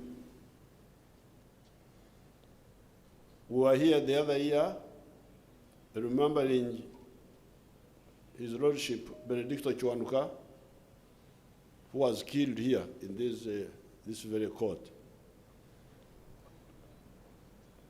When I was at university, I was with those young lawyers who were with us, and some of them died. For instance, I remember one lawyer called Bamturachi. Bamturachi, he was 2 years or 1 year ahead of me. I heard he had been killed. There was also a girl they called Keyune. I think she got married to lawyer Katende. That Keyune was killed when we were in somewhere else. So I want to salute the lawyers who sat it out here in Uganda, either in the government or outside the government, when there was really breakdown of law in the country. And when we came, we found them here. Benjamin Odoki, others, they had sat it out. They had not run away. They had not gone into exile like others had done. We had from where to start. We had the nucleus from where to start. Now your theme, transforming the judiciary, is a very good theme for this year. Definitely, the judiciary needed transformation so that people can get this judicial service. There's medical service, there is administrative service, but there's also the security service, but there is also judicial service. Okulamula, you know, when you put it in our local languages, it's better.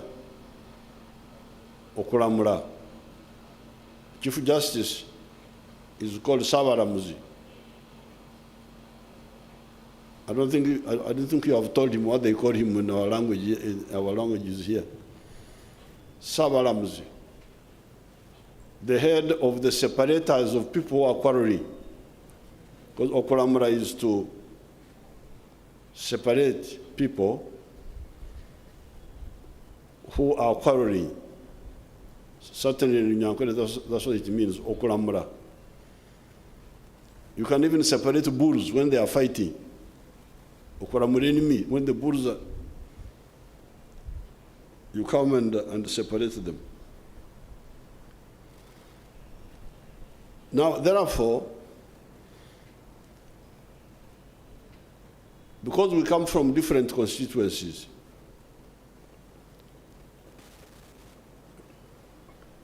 myself, I represent a number of constituencies. I represent the freedom fighters and the army. When you see me here, you know that those fellows are behind me. The freedom fighters and the armed forces. I also represent the population, the wananchi. Somehow, I also represent the private sector. The wananchi are mainly in agriculture, some artisanship, and some services. Private sector are mainly in manufacturing and some of the services. These are the groups that I came from to come into government.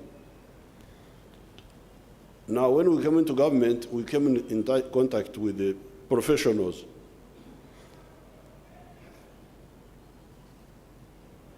They have their views, their training. We have ours. And that's why in the last 36 years, we have been trying to bring together the two orientations. And we have moved some distance. So therefore, in this transformation, which you have talked about here, it should not only be transformation in administration. Okay, that's good. Faster, quicker, more cases disposed of, but also it should reflect the what. What is the substance of this judicial service? His Lordship has touched a bit on it when he talked about the adversarial versus the other one, which is not adversarial. We put it in the Constitution, but somehow the judicial officers many of them don't get it. In the Constitution, it says the justice you are giving should be in accordance with I think the culture and the aspirations of the people, something like that. Somewhere it says something like that. Yeah. The judicial service you are rendering is not for Europeans. We are not Europeans. You can see us here. We are not Indians. We are Africans of the Great Lakes. We have our ancient jurisprudence, some of it out of date, but some of it relevant. Although I cannot put this burden on the judiciary, because after all, the judiciary interprets the laws which are on the books.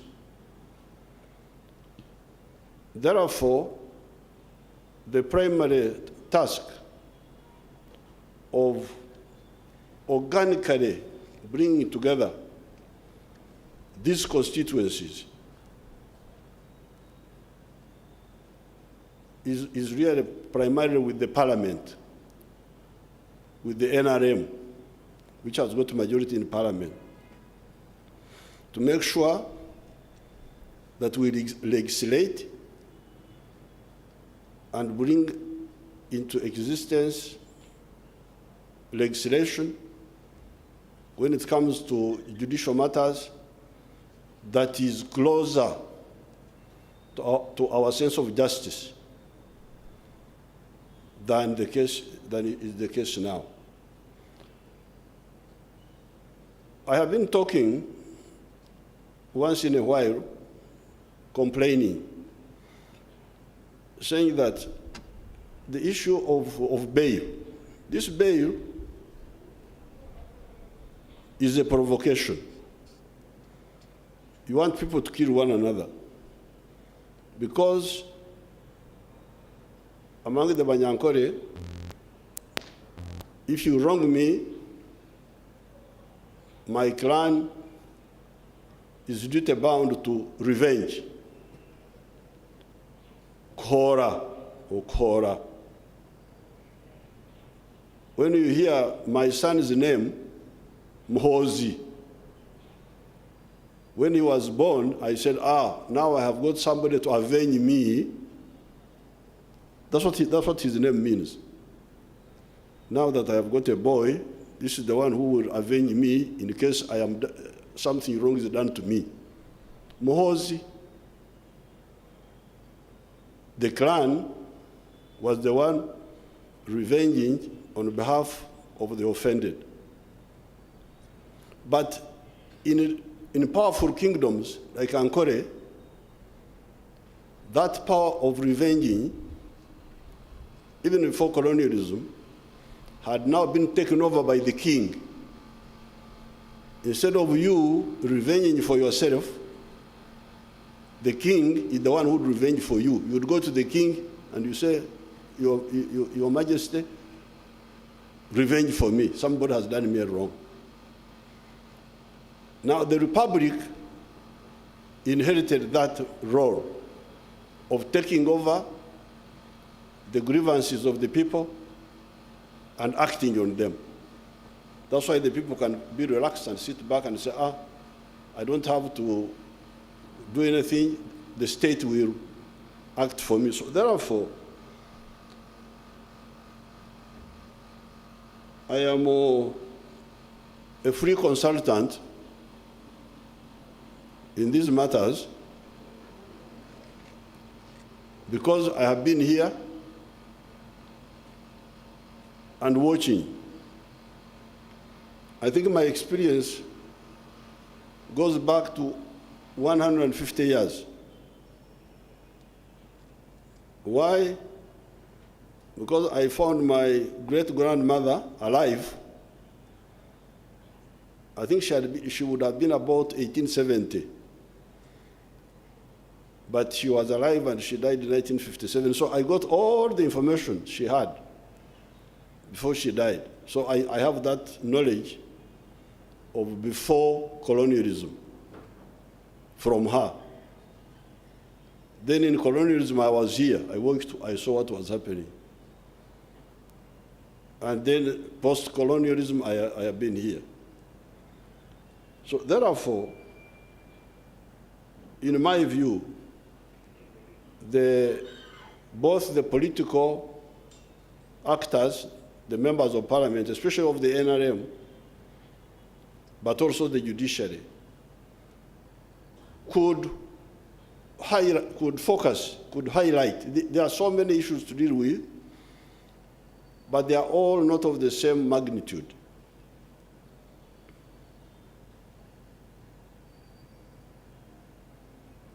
The mission we have is socio-economic transformation.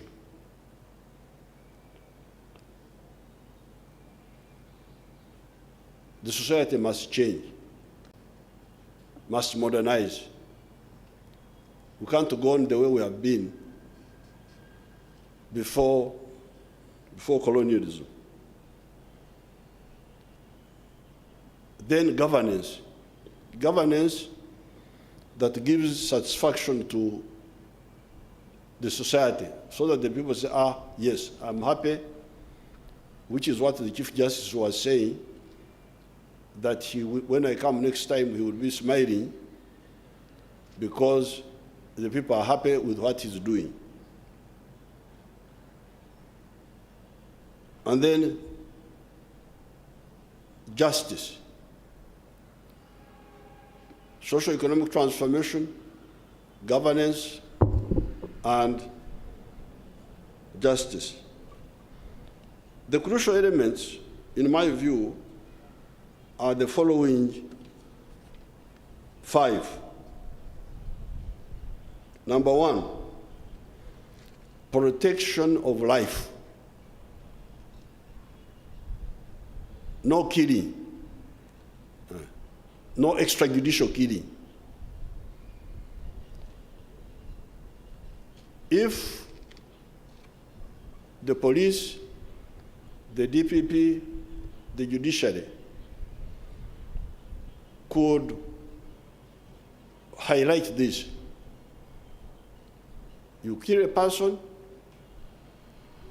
within a reasonable time, you are convicted. And my conviction does not agree with what you have been doing recently. Life sentence, no, we don't agree with that. You killed, you must die. The law of Moses. I can tell you what you are doing now does not please our people. That life sentence, life sentence.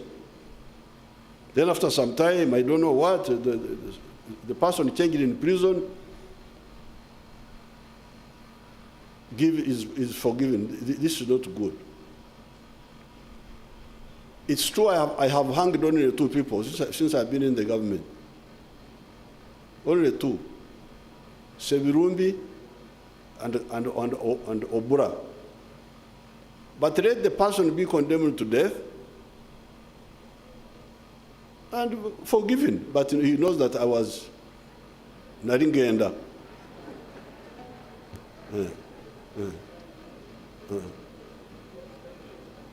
If it was not for the president forgive me, I was dead. But this business is really going to cause a friction between us, between my constituencies, because you remember I have these constituencies. I have the people, I have the army, I have the freedom fighters. That's why I am here. So, protection of life. Here there is no compromise, really. We are polite, but please take this point very seriously. The second, most important, protect property.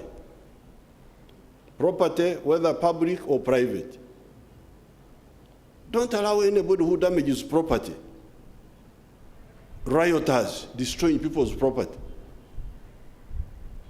and you just treat it like that. No. The NRM, and I can prove to you that my constituency always protects property. When we captured Kampala in 1986, there was no looting. Those who were here in 1979 remember what happened. There was terrible looting. And some of the businesses have never recovered from that looting of 1979. I know there's one company which was very successful. It was called Ugir. Ugir was, they were making shirts and so on. It was owned by a very active old man, a Japanese Kashiwada. Because of looting, that company never came back. He tried, it couldn't come back. But in 1979, with these villagers, peasants whom we had trained and disciplined, you saw there was no looting. No looting of any people's property. Why? It was a strategy, because if you allow property to be destroyed, how will you cause growth? How will you have taxes? How will it is? So, number one, protect life. Number two, protect property. Number three, no raping. Protect our women.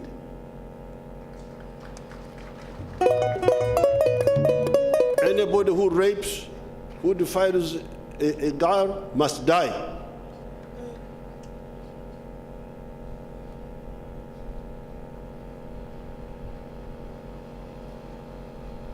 Those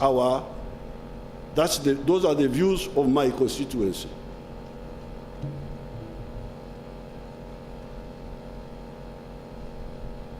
Number four, no stealing of government money.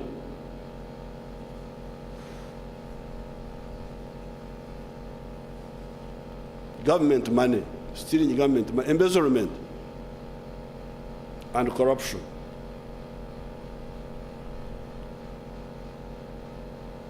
Number five, what the CJ was talking about, okurahura. Okurahura is when you provoke people by insulting them. Okurahura. Among the Banyankore, you kurahura me, we fight. You can't just go there and insult me, what, and the fight starts. But if you want to stop the fight between individual and individual, then the state must come in. But according to some of the cultures, okurahura is free speech. That free speech was just speaking. Speaking by insulting me and insulting my mother.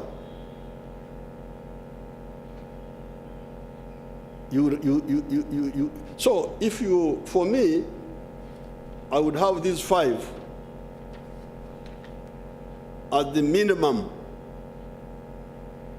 program of justice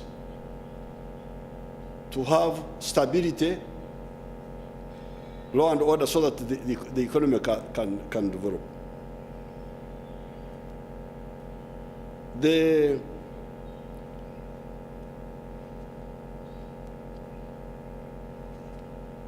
CJ was talking about attacking the judiciary, the judges. One other thing I must warn you about is attacking the army. That one, I must warn you that in 1986, when we came into government, there was a law which had been put, which was like a fashion in the whole of Africa. It was called Preventive Detention Act. The president had power to put you in detention without trial. It was still in the books. I never used it except once.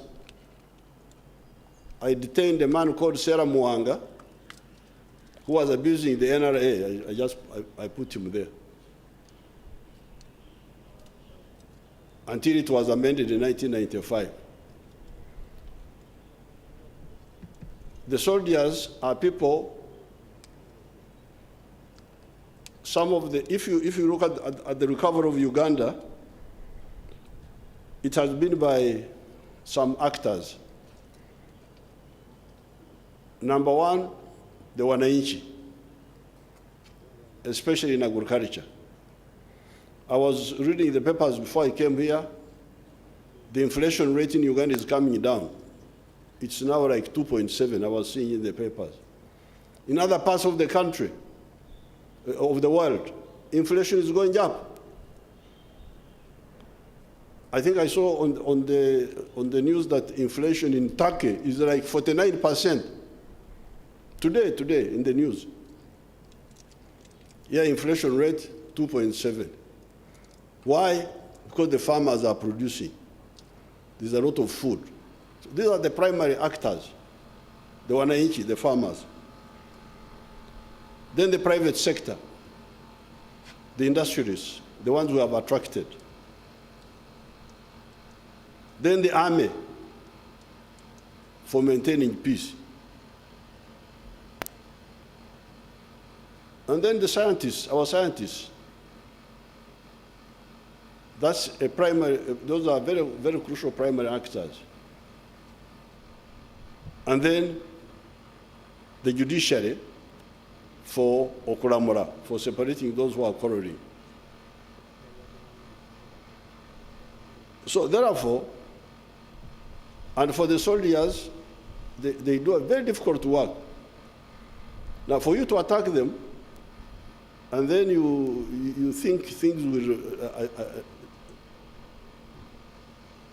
I am always a mediator, because you see, I have got these constituencies from which I came. Then there are other groups we deal with, the church, the judiciary, the civil service. So I'm normally mediating between the two. Please don't do this. You hold on. Now I'm tired of mediation. I want convergence. I want convergence so that we agree on a minimum program of how to bring justice to our people. The issue of the money and so is one issue which we are addressing. I can assure His Lordship that we shall, when you come, we shall talk more, so that we keep moving towards our target of 800 billion.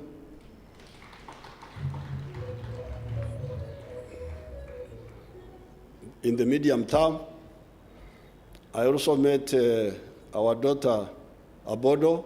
I met her with her prosecutors. They are really suffering, those prosecutors. I didn't know they are suffering. and yet they are doing a very dangerous job.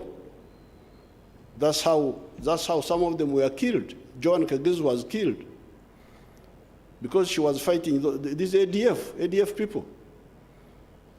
And actually we came to know that they had been warning her that you are Bodo. Why are you prosecuting us seriously?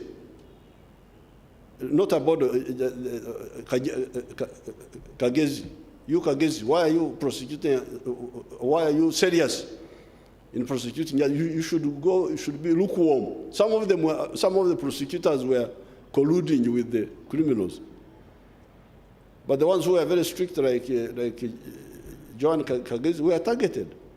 So they are doing a very dangerous job. We must support them. I will give them all the support.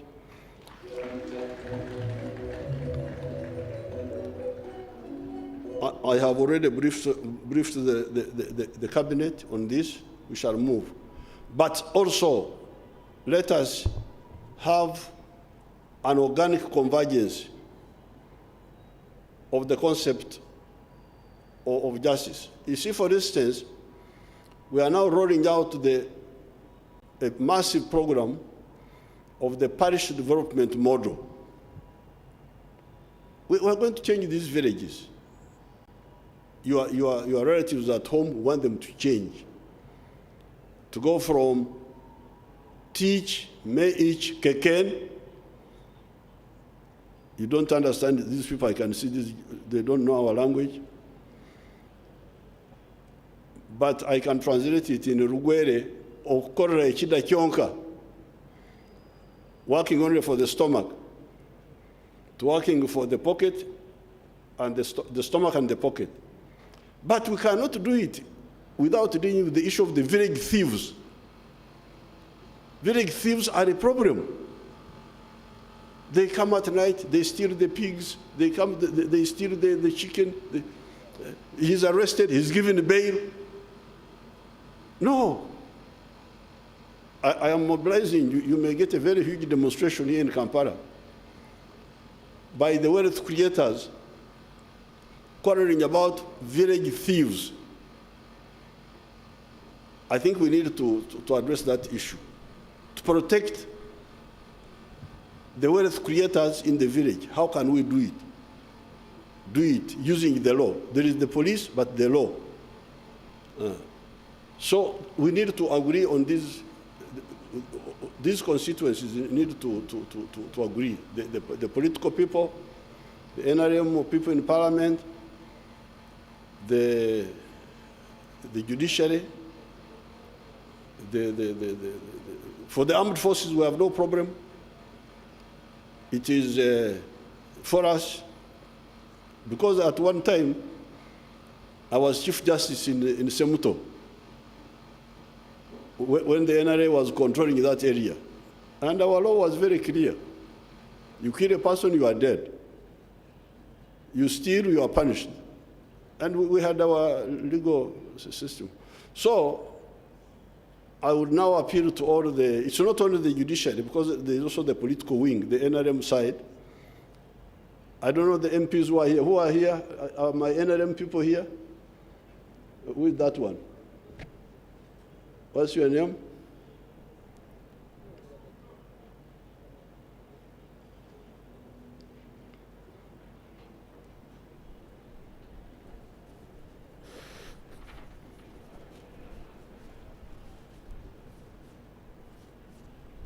Your Excellency, I'm Honorable Flor Gospel from Usuk County, Katakwi. Which county? Usuk County. Usuk. Is that not the one of Ogwang?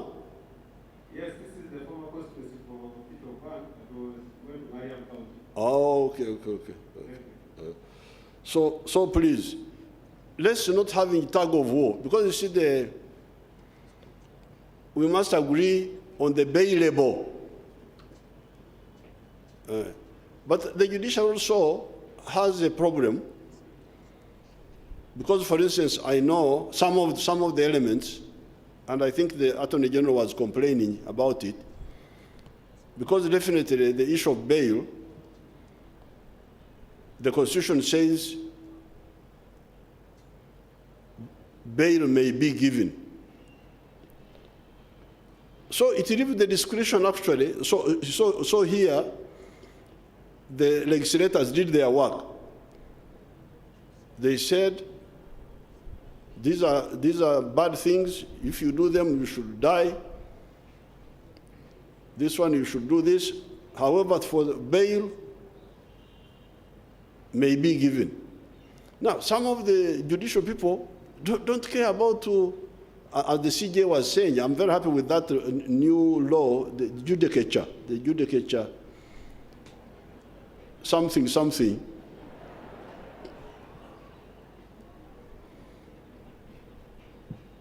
That will say, please, when you are deciding, look at this, look at that, look at that, look at that. I think that will help us.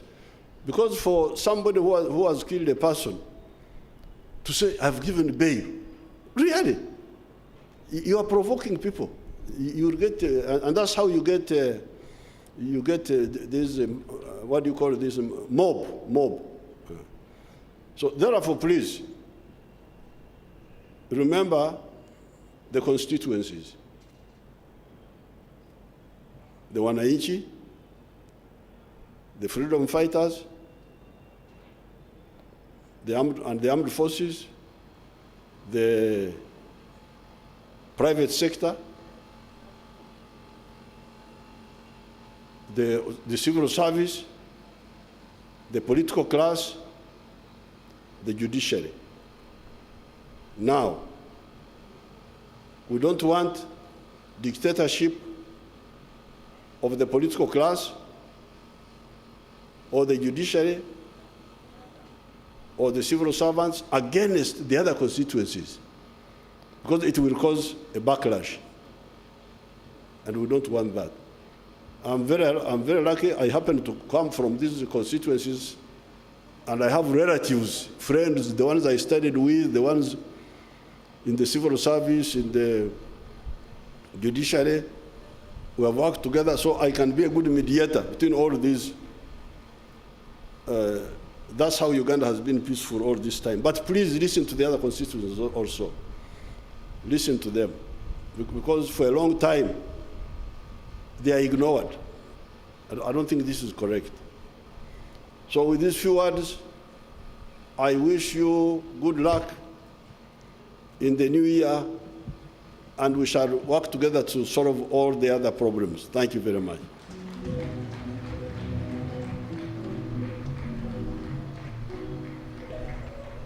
Let us all arise as we appreciate His Excellency for those words of wisdom, the guidance, the promises that have been made that have surely warmed our hearts. A big round of applause. We will now have the anthems in reverse order, and then we will have a photograph that His Excellency has graciously allowed to take with us, one photo.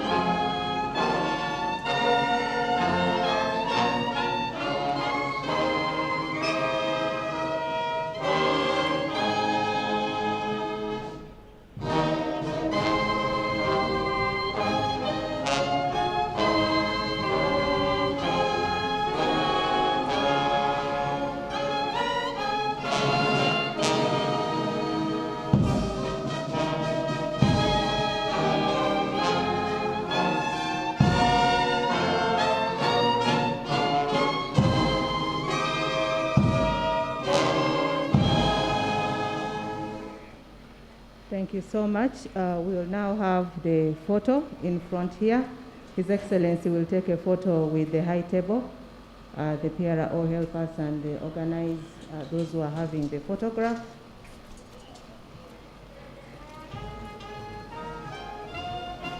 Let the high table be joined by His Grace, the Archbishop, and the President of the Law Society.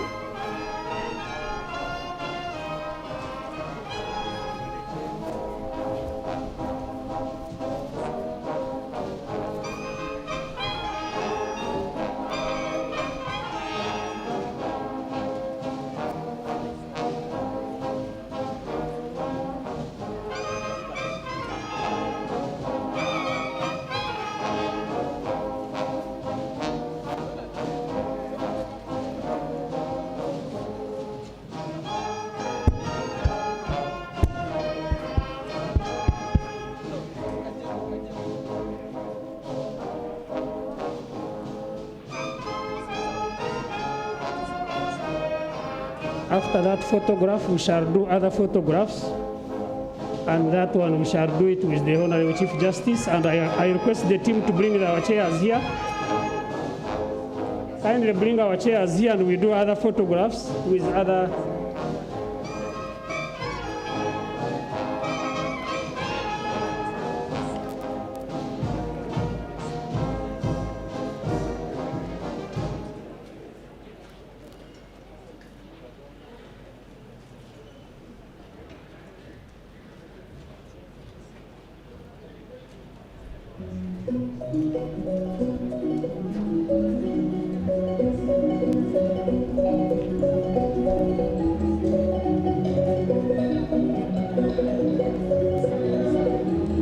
Appreciate all of you for having found the time to join us. We had recognized most of our guests, but I would like to also recognize the following. We have the members of the Judiciary Council. Others were recognized, but we are happy to have AIGP Grace Akuro, who has joined us in this occasion. You are most welcome. The Director of Public Prosecutions is a member of the Judiciary Council. We have Mr. Nsubuga, who is a member of the Council, as well as Ms. Chozira. We also had the President of East African Law Society, Mr. Oundo.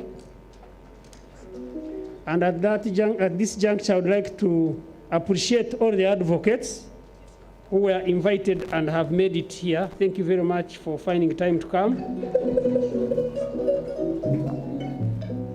We had members of the Judicial Service Commission. They were recognized, but I'd like to recognize Honorable Justice Stella Lach. She's a member of the commission and she's with us here. We have Madame Nora Matovu, Commissioner. She's here. Mr. Jimmy Okero, member of the commission, is here. The representative of the Commissioner General, Mr. Kenna, I saw him around. They recognized most of the development partners, but we have ED of IDRO, Mr. Samson Asimwe. We also have ED of International Justice Mission, Mr. Wamitha Kimani. Let me request the justices of the Supreme Court to come and join the team for a group photograph, together with the retired Deputy Chief Justice and retired Principal Judge.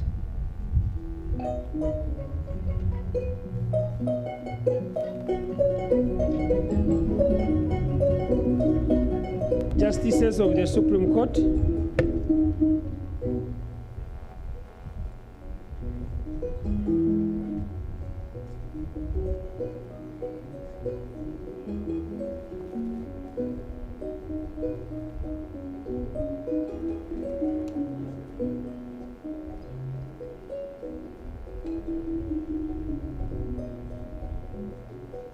Ushers, please help the justices to where they should be going.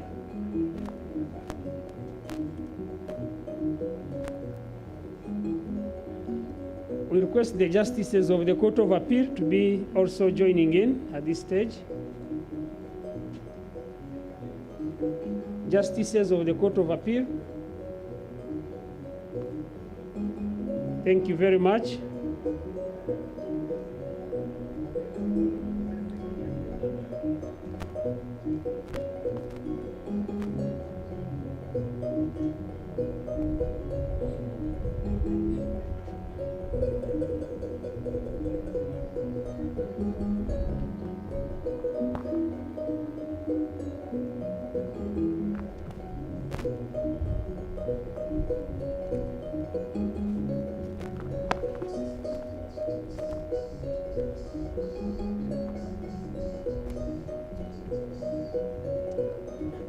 That will be followed by a photograph of the judges of the High Court.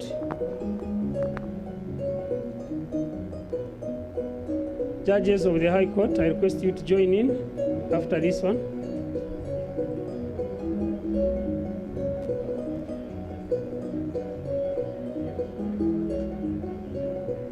The ambassadors and our other development partners will also have one after the High Court.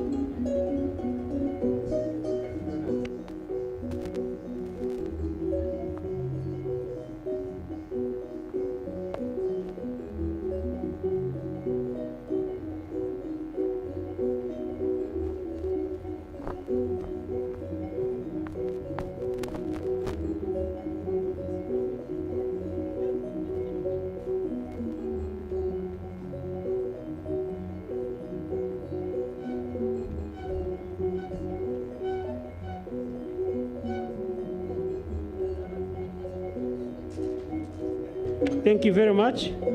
Your Excellencies, the ambassadors and our other development partners, we request you to make your way and also take a photograph.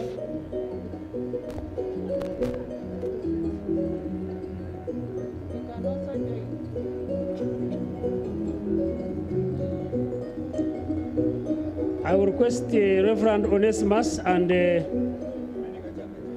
the chaplain to join in that one.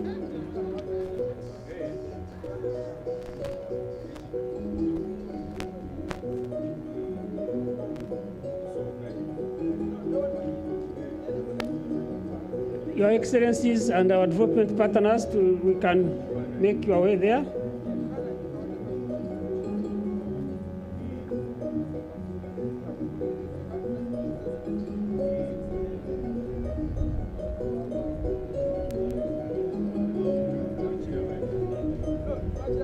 Members of the judicial institutions,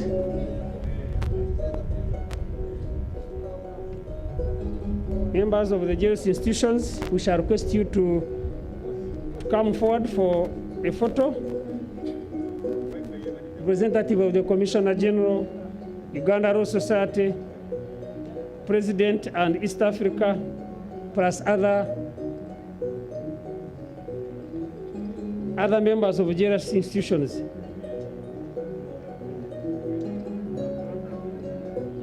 Who would engage?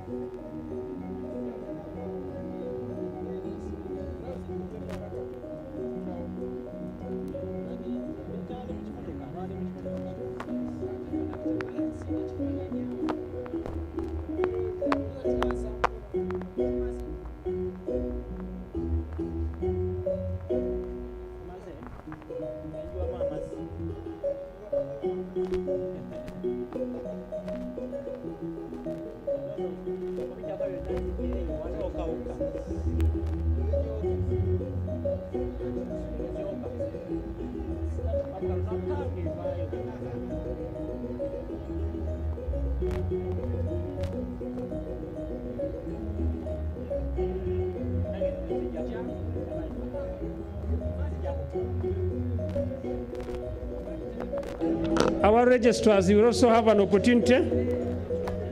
And the last one will be for the advocates. Your worships, the registrars, please step forward. If you are still preparing yourselves, I will call the advocates led by the senior counsel. Registrars, please. We are trying to fight with time. Registrars, time is not on our side. And as you come forward, I ask the advocates led by the senior counsel who are in the house to be preparing to come over as well.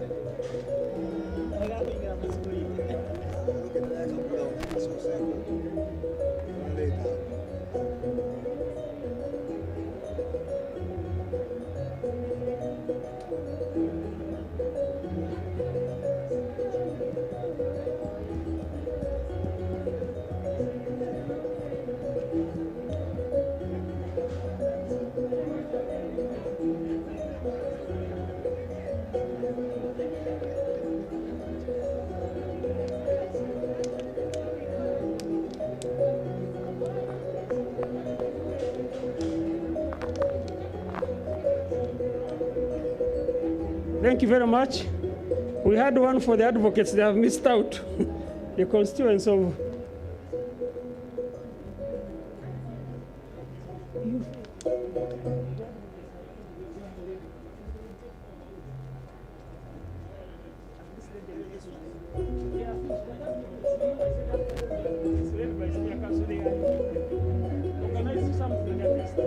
They can join here. You can join here. Let the lawyers join there where they are standing. If they can join you, President, let them join in.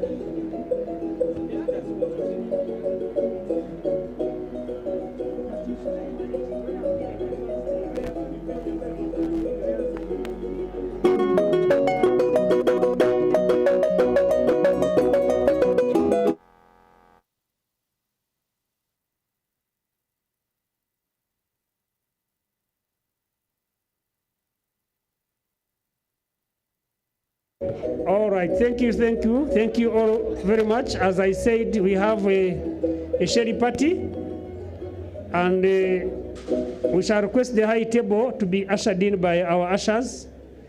The high table will be ushered in, and the rest of us, we shall also be shown where we should go for our sherry party. We have everything for everyone, so we request you to be patient with us so that we partake of whatever has been prepared here. Let's not leave without sharing what has been prepared.